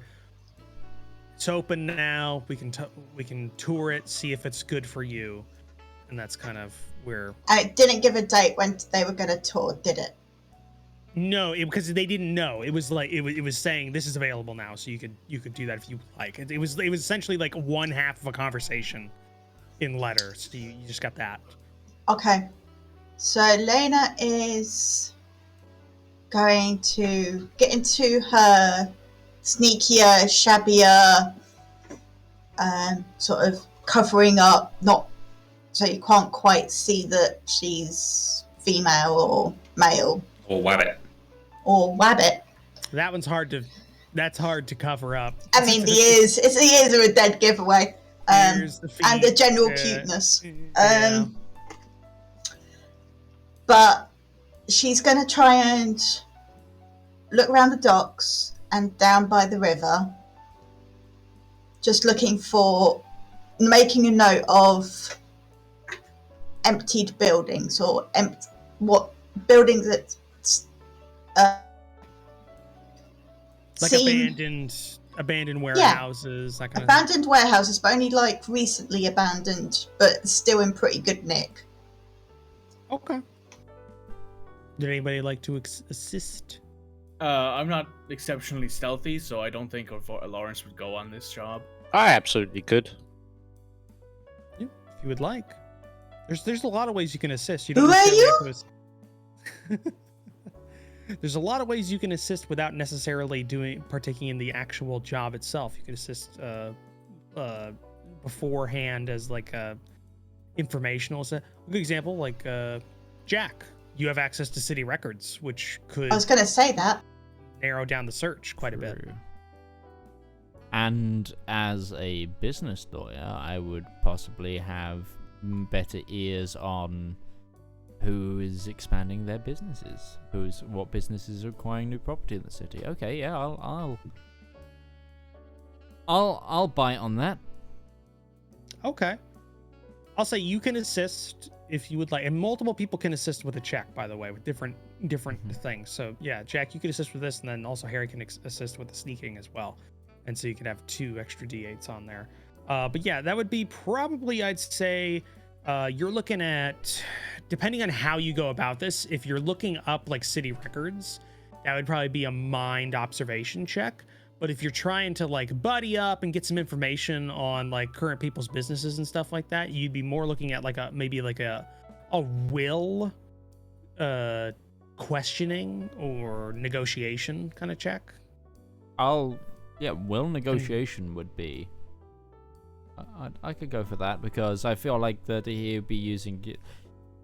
He's one of those. He's not a bookish lawyer. He's a lawyer with presence. He does it. He's that force that enters the room when the deal's already on the table and you need to push things either way. A closer, so to speak. So I'm going to use my force of will and my negotiating skills to just find out what's on the grapevine. Go get involved. Okay, give me a roll then. See what we find. Will.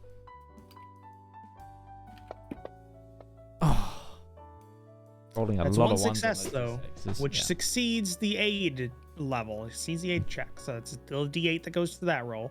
And Harry, if you're wanting to assist Miss La Pan, you could provide a speed, probably either a speed. Would that be a speed evasion? Probably speed evasion. Yeah, I would say speed evasion would be probably what I'd say for that, just to help with the sneaking.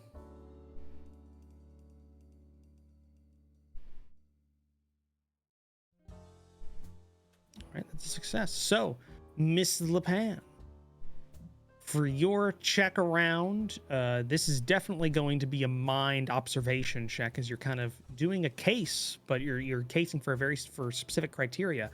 So you'll be doing a mind observation check with 2 extra d8s for your check.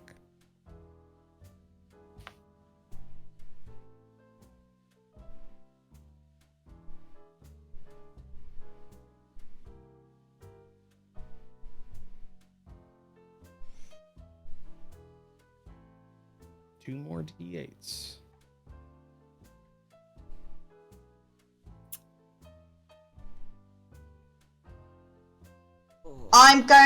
I've already failed, but to not fail too much, I'm going to roll luck. You're going to roll on luck? one of the D. You can choose to re-roll as many dice as you want. with luck. Is it as many dice as I want? As many dice as you want, but you only get that once. Like once per day, I think it is. Yeah. Yeah. Well, in this case, it's going to be once per session because we're going over a long period. Yeah, that's fine. Yeah. So I am going to roll all the fails if you want. Yeah. So 1, 2, 3. 3d8s. 1d6, 3d8s. Yep. Yeah. You just rubbed your foot and everything went back to normal. Luck is amazing. Holy moly. Yep. Yeah, but you read it earlier. You get that once. It's a big one. Same. Watch these all be the same. That'd be hilarious. No, I would cry. I would cry. I swear to God. The odds would be astronomical. Well, yeah. I mean, it's. Have you paid attention to our streams? Yeah, it's true. True, very true. Usually it goes in the opposite direction though, and it's a good like obscene luck. Like. Okay, so there's 2 more successes, and then you get 1 more dice as well. 1 more d8, I think. Yeah, it would be. 3 successes. I think what's happened. There we go. 4 successes. 4 successes out of that. You pulled. Rub your foot. Rub it good. I rubbed my foot. It was fine. Yeah. So you basically just re-rolled everything. You just took everything and re-rolled it because you rolled 3 d8. It looked like it was only 2, so I re-rolled one of them, but it doesn't matter. So it's still 4 successes. Yeah. Because you got a success there. Yeah. So we'll say that. And you didn't get max level dice on everything, and you didn't get a 1 on everything, so it wasn't a fumble. So yeah, 4 successes, which drops you down to 8 on the pool at this point. And what you find, actually that's not 8. You had 12, and you got a success, which brings you down to 11. That brings you to a 10 because you got an extra success over the threshold. So, what you find in your 4 days of kind of casing the area, you're led to specific areas that might yield some information from the Alderman's schmoozing of his clientele and taking a look at some of the records he can find about recently abandoned warehouses and buildings along the riverfront. From there, you can kind of get an idea and narrow it down about where the most likely options. And then Harry can use his very good sneaking skills to get a closer look at some of these. With all of that combined, what you find out is definitely this area is like Blue Boys territory for a lot of this. And you find a lot of empty warehouses that you find evidence of previously being Blue Boys storage houses that have just kind of that have been abandoned recently. They're empty. They're still like dust that outlines where like barrels and storage crates used to be, but they're gone now.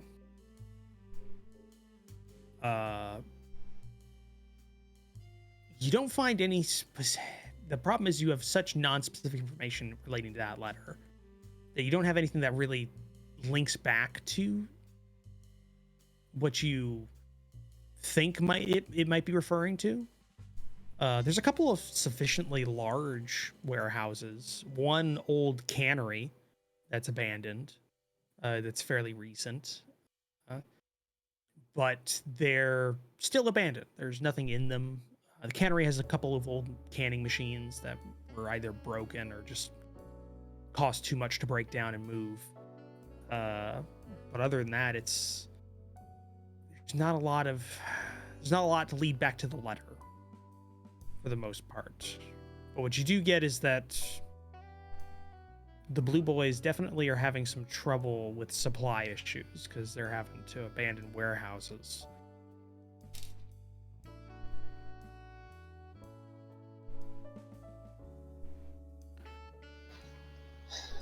I report back to the Alderman that it's probably not the Blue Boys because they're running out of stock, not making it.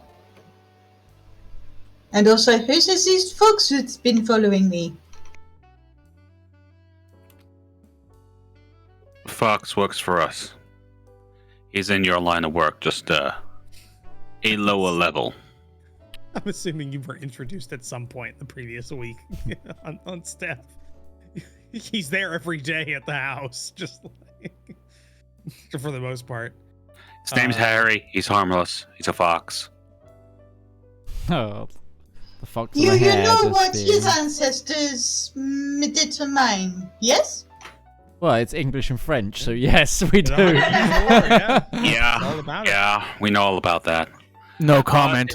The simple fact is, let's face it, From the if we hate him because they're British, then he'd be out of here already. Oh, it's even better because he's a red coat. The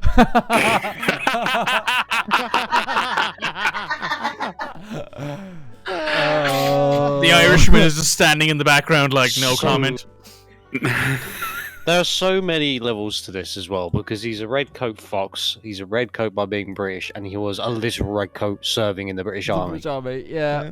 Just layers all the way down. All these layers, man. So many onions. That's good. So many onions. Almost makes you want to cry. It's good. So yeah, what would anybody else? Oh, who would like to take the second potential test of this 4-day period? I don't know what to do.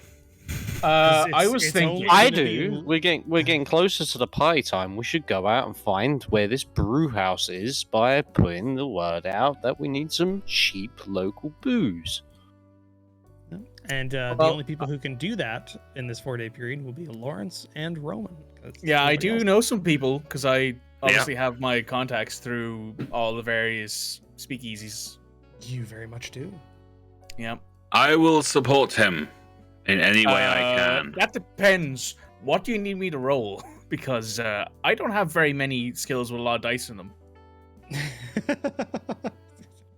No, but you have like 2 very good stats that have really good dice in them. Yeah, I have shooting and tactics. Unfortunately, anytime you have to use them, it immediately triggers a flashback that we're gonna have to. That we're gonna have to change the tone of this campaign, like a whiplash every time that happens. So, yeah, I would say if we're talking about you just trying to reach out to your contacts in your line of work about finding a good supply of alcohol for a party for somebody you work for, you're probably going to be using I would say your mind. Yeah, I'd say your mind. Probably presence, I would say, because you're not using your. I'd say you could weigh that because you're using your reputation as like working in the Red Diamond and everything as a weight to lend weight credence to your request. Like, oh yeah, this makes sense. He does that. Could I put in my personality into that as well? Jaded? Yeah. That doesn't really. I don't know about that. Okay. I also I have the gift team player, so if I was to assist Roman, he'd get a D12 instead of a D8. And if I fumble, it doesn't affect him. It's true. So how would you we could say this, you could do a mind presence check for assistance, because that would still work. And then Roman, how would you like to take lead on this? What's your well, let's lean into what I do best. Walk into the room and scare the living crap out of everyone. So presence? I would say presence, but I've also got personality of dark. Well, we could. I would allow you to use Streetwise or your personality on this. Both would work. Yeah, I'd say probably it would be if that's the way you're going about this, it'd be body presence with a streetwise die added would be what you do. But first we have to see if Larence is going to give you presence. Yep, mind presence roll. It's not a success. Presence, come on. That is. There you go. So you get a D12 for this because of team player. So what essentially you're going to be rolling, Roman, is you're rolling a D6. You're rolling 2 D6s and 2 D12s for this. Yeah, because it was body presence, wasn't it? Yeah, body presence, because the way you described doing this, it'd be body presence. And then 2 D12s. 2 D12s. You have a very high chance of succeeding as long as you don't roll low. Oh. Two successes. Okay.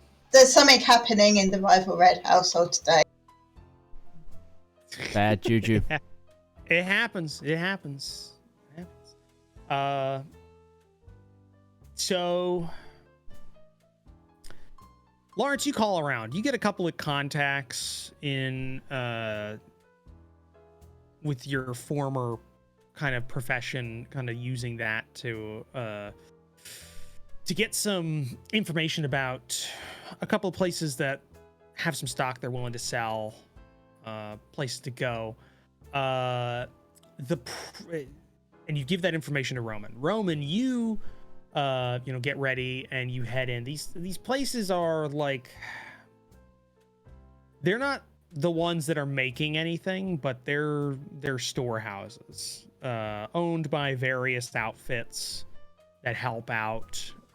You're not a person who's owning a speakeasy or a bar or anything like that, so you're not on their normal list of people they provide to, so you're more like a walk-in, hey, can I get this? It's more this is more like on a street corner, hey, y'all got any of that whiskey? Yeah, you hook me up. Would you like some death sticks? Push to talk. Push to talk. No, I really didn't want to do that. Okay. So you kind of go to them, but unfortunately they don't really respond well to your methodology of this. You kind of go in really hard and skeeve them out a lot. So I mean, they're willing to sell to you. They're not going to not sell you booze because you have money and they're doing business. The problem is they're not willing to like small talk you, which kind of leads to you not getting any usable information. You definitely notice though, like the ratio of bottles that have professional labels to no label, or like unprofessional, just like labels for these people to know what they're selling. Like this, there's like a little like paper sticker mark of like whiskey or gin kind of thing. Like the ratio between those is higher than you would expect, because Tricogha has gotten a kind of reputation as, Canadian and foreign drinks kind of flow in here a lot because it's right on the river. It's right on the lake, so it just kind of comes in really easy. It's very hard to stop that. There's not a lot of Coast Guard presence right now that stops it. But there's a lot less than you would expect from here, and most of what you're provided is these non-labeled drinks, and you can see what's happening though. They are a lot cheaper than what's than straight Canadian liquor. Cool. Yeah, but you get the drinks though, so you have that for the party that may or may not actually happen. Well, it's gonna have a good night. Which, might I add, the negative effect that happened because of that unsuccessful roll is the fact that people might know now that you have the drinks you need for the party, which makes that cover story a little bit less airtight. So, another 4 days pass. It's been more than a week since you've been provided this job by Mr. Baron. And Mr. Baron sends an individual that you recognize, Jack, to check up on you and what Weasel? You know. It's Weasel. It's John Mayhew. Kind of comes, you hear like a knock on the door. Mm-hmm. I don't answer it, of course. Someone of the staff answers it. Yeah, somebody in the staff answers. You hear like a hushed conversation, and then kind of like walking upstairs to your office, and then just like a little courtesy knock before the door opens. Standing by the window, throwing up and down a ball from my baseball collection. Of course. Baseball collection. Very American. Yeah, very American. Yeah.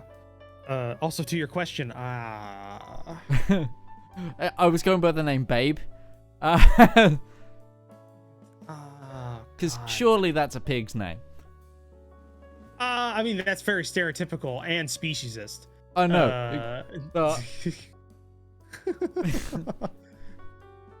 Yeah, I guess he could be. I guess he is. Yeah, because Babe Ruth was not a guy in shape. No baseball players from this period were in shape. No. They built to slug balls at each other. Yeah. The amount of whiskey and cigarettes that were in that man's body in his prime. Prime. Prime like a prime rib. Yeah. But yeah, no, a weasel, not too tall, smaller than even Miss La Pan, comes in.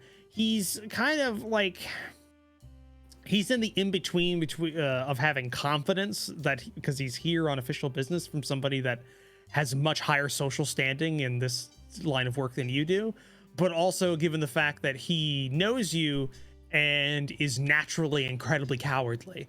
So he's kind of in that between state, like body language wise, and you just like you hear from behind you saying, "Hey, Jack." John. I already hate him.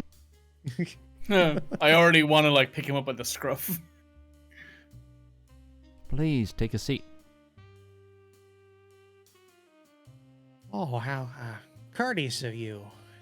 Just like steps up, hoists himself up into a chair. It's an overstuffed chair already, so it just kind of looks weird. I'm gonna sit across the desk from him, in my seat. But I'm gonna. No, we're on the second floor. Don't need to do the blinds.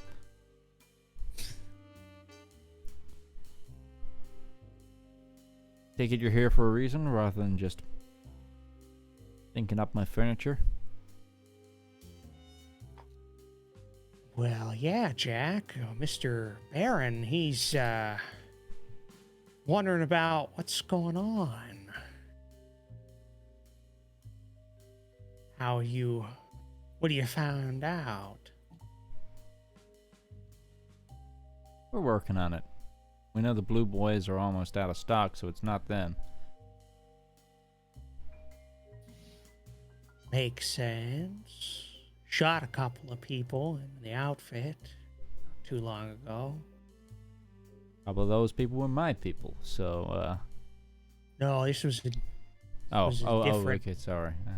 This was more recent. No.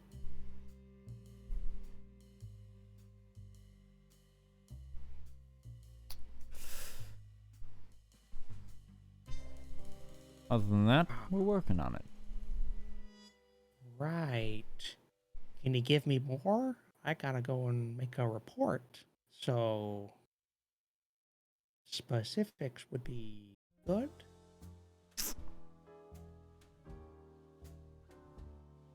Other than blue boys are in trouble.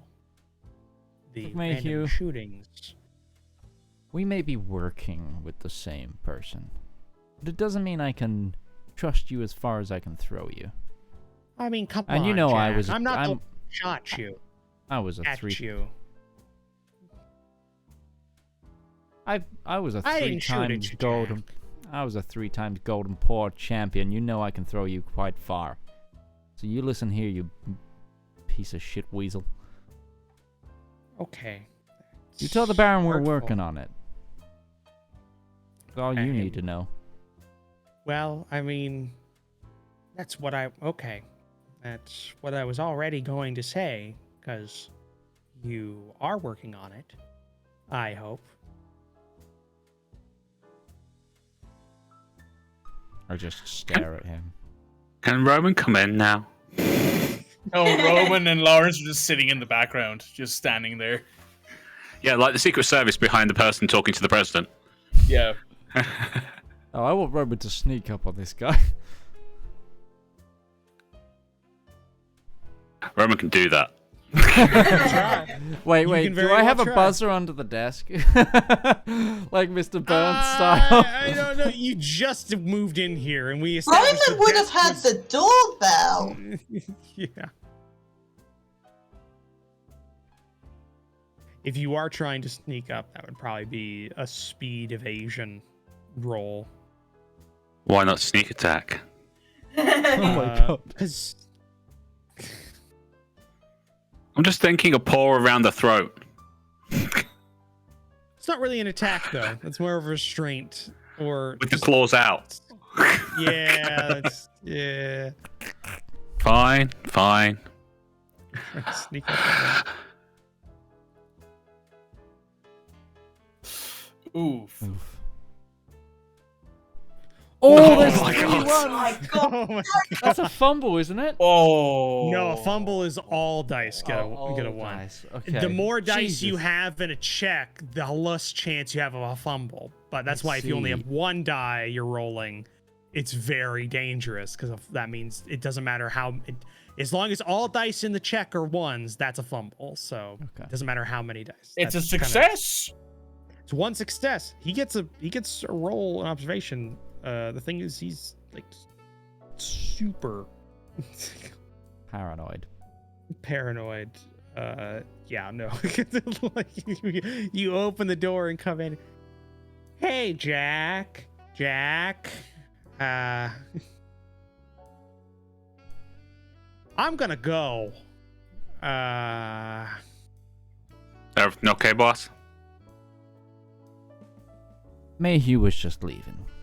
Make sure the door hits him on his way out, Roman. Will do. Come on, scumbag. Okay, like I definitely have a higher position in this outfit than you. I just, as he's walking, he's with those toes, the toes touching the floor as he's walking. Yeah, he's just walking. Yeah. I don't feel very respected. Oh, don't worry. It's not a feeling. It's definite. Now just stand right there.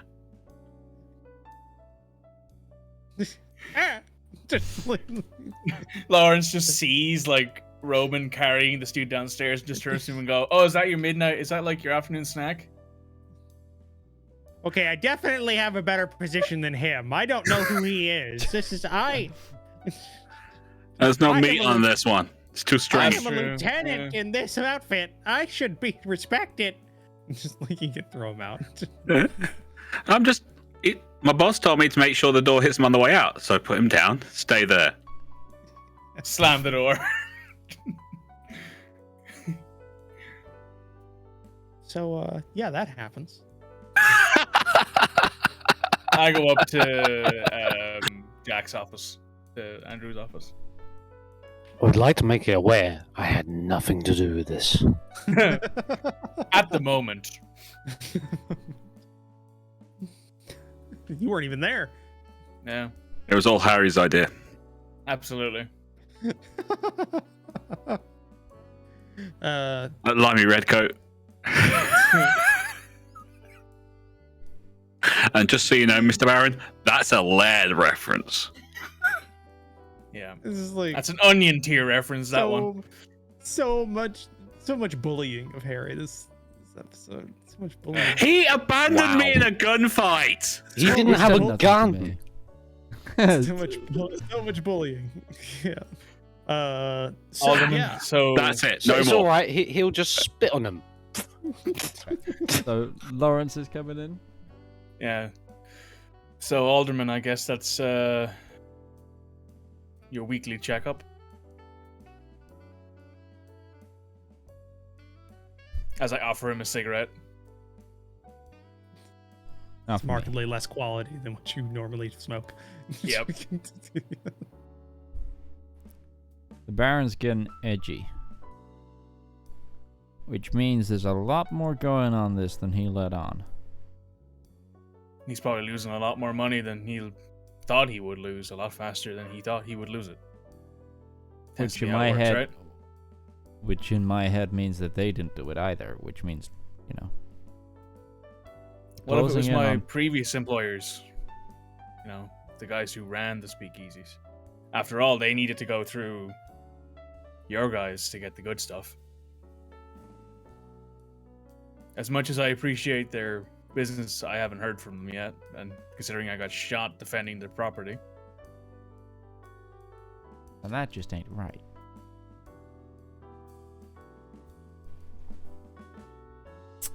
We're down to 3. We're running out of time. Get Roman in here, and then you can stay yourself. Opens door. Hey, Roman. Boss wants to see you. Coming. And I want it clear later. Can't have this round here. What's up, boss? Close this door. We're running out of time. The gangsters are getting a bit riled up. Too riled up. We need to speed up the information. Need you to go harder. Oh. Alright, so it's not the Blue Boys. That leaves what, 3 gangs? 3 gangs, and I'm not afraid of you roughing some people up. Give me that information. We need to make a hit. Okay, well, let's look at this logically. Who has access to the most funds?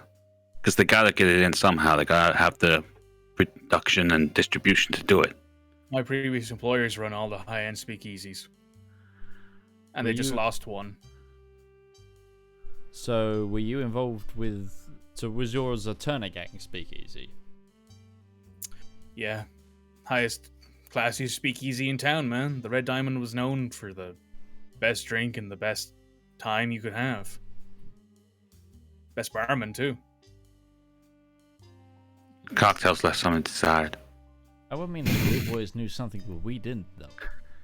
And that would mean the Blue Boys were coming straight after the big one. Yeah, that's just, they weren't after people, they were after the product. Start. Do what you can make of it. If you need me... I could call up my previous boss, see what he says. If you need anything that isn't too shady, let me know. And, yeah, we gotta act fast. I'm pretty sure my previous employer has some legitimate business prospects. I'm sure I could talk to him about it. Considering your particular zone of law. Do we know of any legitimate businesses that are fronts for the Turner Gang? Quite a few. Yeah, there's a lot of... I'm going to look into their holdings.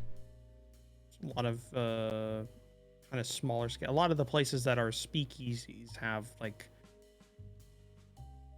ground floor businesses that are on the property that are the fronts, and then either above or below that ground floor is where the speakeasies are run. Okay, so we'll say maybe that's your go for this 4-day span. You're trying to check in on the Turner Gang holdings. How do you want to go about that? Are you like looking through documents, trying to use your city I'm gonna hit the connections? books this time. Could I give him a assist, because I have worked previously with the Turner Gang and probably have been in a few different speakeasies for them. Yeah, go ahead. Yeah, because they didn't put you in on the red diamond immediately. When you came in, you worked at some of Had to work my way up. Lower end establishments before you kind of establish yourself. Yeah, go ahead. And this one's definitely gonna be for you, Larence. It's gonna be probably another body presence because you're trying to body presence. Okay. Yeah, trying to use yourself as the method of uncovering this. Come on, dice. Yes, you got a D12 to add to this roll. Oh, nice. Yeah, and then Andrews, you're probably, I'm gonna say this can definitely be a mind. It's a toss up between like a mind observation. Could I leverage mind academics if I'm actually hitting ledgers and studying? Yeah, I'll let that slide. Yeah.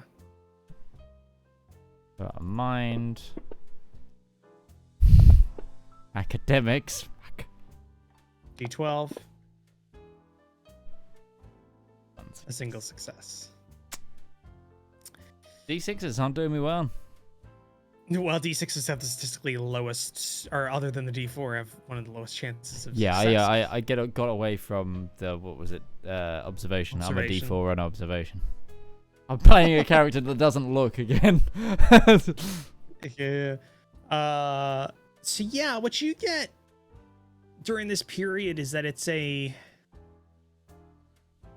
Larence, you kind of track down your boss trying to get in contact with them, and you kind of have to go through the same way you originally got in contact with them, which is kind of through a roundabout method. And so you get in contact with one of the Turner gang, which is actually most of the higher levels of the Turner gang all come from a singular family, the Turner family, which is different than the Wheelwrights, which the Wheelwrights only like the top end are a part of the Wheelwright family. Mr. Barron's like the second tier below that, whereas the Turners are kind of like in every tier, keeping like distributing along every tier. And so you get in contact with Joe Turner, and the Turner gang are all sheep. So he's this ram that you get in contact with, but he's not really interested in really like kind of pursuing anything with you. There was a lot of like they're still trying to figure out basically what he says. There's a lot to figure out about the hit. We're kind of flush for bartenders right now. We'll contact you. You don't contact us. Kind of like you're not really getting. He's not asking for bartending work. He's just wondering. This is what he's assuming, though. I'm trying to role play out the horrible failure that just occurred. Yeah. I mean, I succeeded. I got what I wanted. Yeah. Well, yeah, you got in contact with him, and he kind of brought that back in. But you kind of inquire about, okay, is there any place that may or may not have other positions available? Bodyguard positions, maybe, that kind of thing. He's willing to give you those, like, a couple of contacts on that, but it's like he's an intermediary for the actual runners of the establishments that then make the final decision on who goes in there. So he gives you a list of a couple of places that then our dear friend Mr. Andrews can look into on the books, like you comparing the addresses to the businesses. Problem is, there is like nothing to go on with these businesses. They are spotless in terms of their books, like the reported taxes, the like back taxes are paid. Some of them pay more taxes than they're necessarily needed to by accident, and it's like and they're paid back from the IRS. It's like they're now that you know what they are, it's obvious that they're playing up the good, like the goody two shoes kind of role. So there's not a lot to go off of on the books, and that also makes it very hard to find other Turner gang locations because there's nothing to really that jumps out at them other than just being too well managed in a way, and that kind of leads you a whole lot of businesses that are like that in the city. I mean, obviously there's not a huge amount of them, but there's too many to all be a part of the Turner gang front. Like you know, we're talking like, you know, dozens upon dozens upon dozens that would match that after 4 days of checking, and only a few of them match your address that you've been given by Larence. You don't have a lot to go off of there, unfortunately. So, them's the rolls. Them's the rolls. And team 2. And team 2. So, what would anyone else like to do? I'm thinking I'm gonna try and get in contact with Mr. Green again and see if anyone is spending a lot of money on art or jewelry or anything like that, which might be trying to make dirty money clean. Oh, like investing in art to make money to launder. Yep. Yeah, laundering operation. Okay. So that's definitely going to be like a mind questioning or mind deceit check. Who wants to help me? Because you're trying to do that. You're not really observing. You're going out and doing something. Can I use proud again? I'm a proud Parisian. I know my art.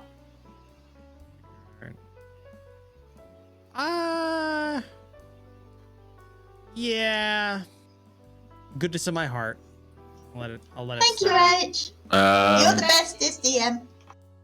I mean, I could support if I could use like tracking. I could say that might work. I could say, yeah, that might work. You're trying to track down something. Yeah, we'll allow that. I'll allow that. Well, streetwise could also work because it's a criminal element. That could also work. Streetwise would be available. That would definitely be a mind, probably. Observation, wouldn't it? If I'm tracking or using my street smarts. Yeah, definitely. So the question is, do you want to do that? Do you want to take the lead on this with? He should take the lead, and I will support because I'm still not going to have enough dice for as you are. I can certainly. Oh no, I can't. That's not very good dice. No, don't worry. My idea is not going to work. Remember, even providing. Well, the thing, yeah, that actually. I was going to say, providing aid isn't that bad, but if you do fumble while providing aid, it's bad for the main role. That's why I took team player, because it means that no matter what I do, nothing really bad happens if I fail, even if I fumble. Yeah, if you do fumble while that, I think it's a die against you. Yeah, it's a negative d6 if you're fumbling a assist roll. Yeah. So. Yeah, I would definitely say, because if you're trying to like min-max this, Roman has a lot of dice for his mind observation check. And I say, Lena, you could go ahead and you could do a probably mind. I'd say mind questioning for what you're wanting to do, and I allow proud, so that gives you 2 dice. Need 1 success on there, and that might provide a D8 to Andrews. Or not Andrews, Roman. You have the different Jack. The other Jack. The other Jack. Why couldn't one of you just been named John or Joe or something like that? That's why you should call me Roman, like everyone does. I'm trying. No, it's everybody what we need now as art for this series. Come on, Red. Is what we need is as art for the series, or like merch for this series is like a suit of playing cards, like a hand of playing cards, and there's 2 jacks. With 2 jacks. So one black jack and one That's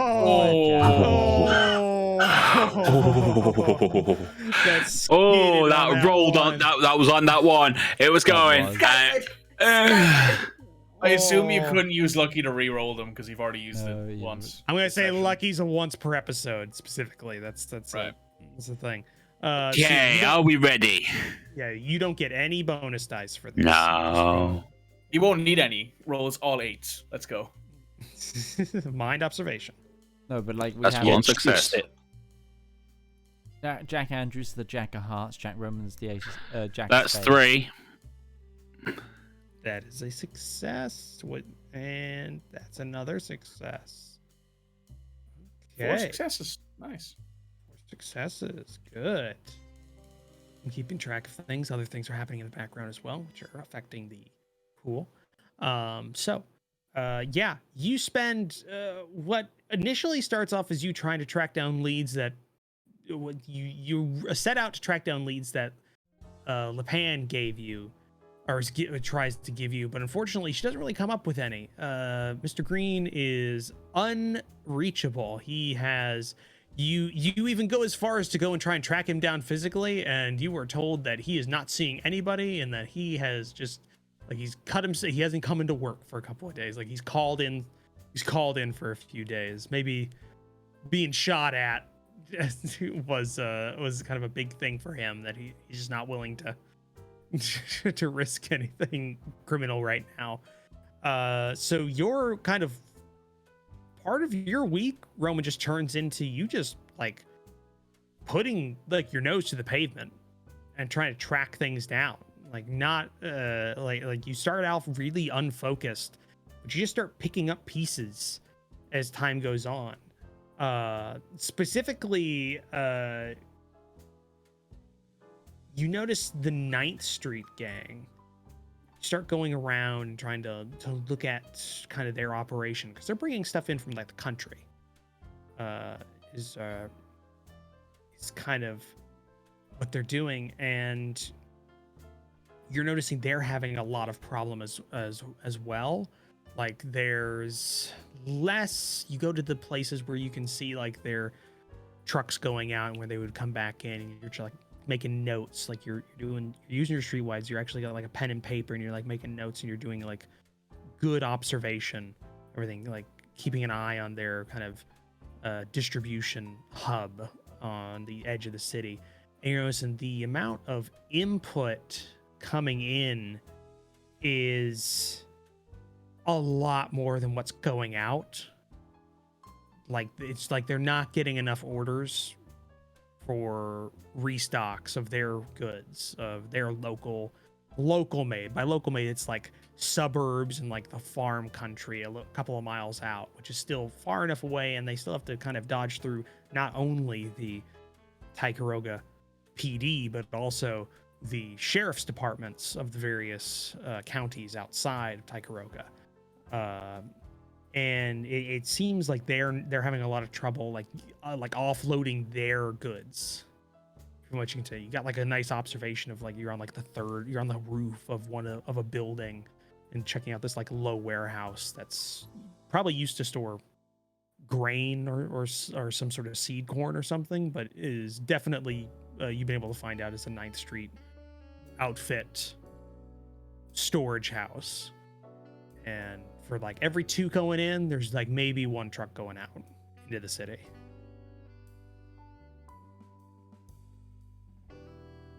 And that's what you get for the week.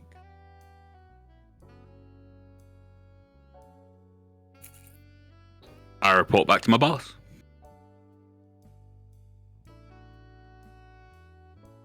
So it ain't 9th Street. It ain't the Blue Boys.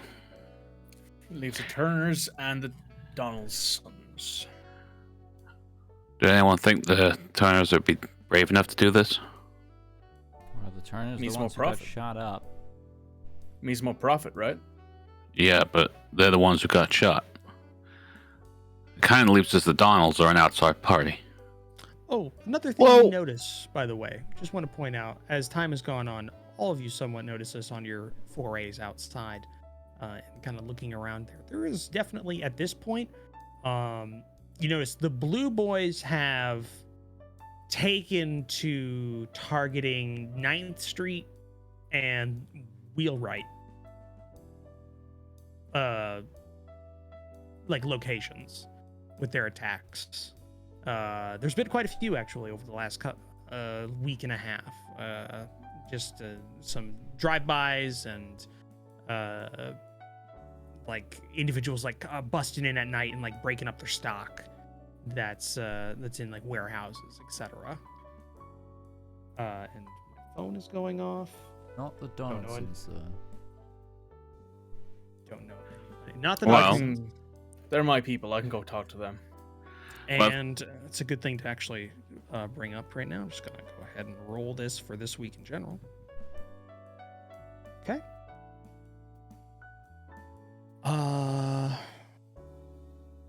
many successes did you get with your mind observation check with that last one? 4. 4 successes? Okay. You definitely notice, Roman, midway through like your 4-day sojourn of observation on the 9th Street, from a little, like from far enough away that if you weren't paying attention, if you weren't actively trying to observe gang activity, you're being tailed by 2 very obviously by their, it's horrible to say this, but obviously by their dress and their demeanor, 2 Donaldson gang members are tailing you. They're not hostile about it. They're observing you from quite a ways out. And it seems more so they're observing your coming and goings. There's a possibility they may know you're associated with the wheelwrights, is what you get the sense, and they're trying to observe where you're going specifically. Is kind of is what you get from there, and that's what you find out for all this week. Shame I didn't know about that before. I would have led him on a merry little chase until I was able to get the drop on them, and the silence pistol. It was pretty late into your time. I'm just because then you'd be like kind of. So you guys don't follow people with the profession then, because God, that was terrible. Maybe getting the drop on them could be the first act of next week, because we're 5 minutes away from time. Well, this lets you all figure out or try and work out what you think's going on, so you can form a plan for next week. Yeah, absolutely. We've been given some things to think about. So, with that, we'll be leaving tonight. It won't be next week, will it?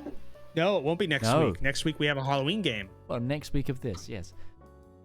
Yeah. We're going to leave tonight's broadcast on this investigative note.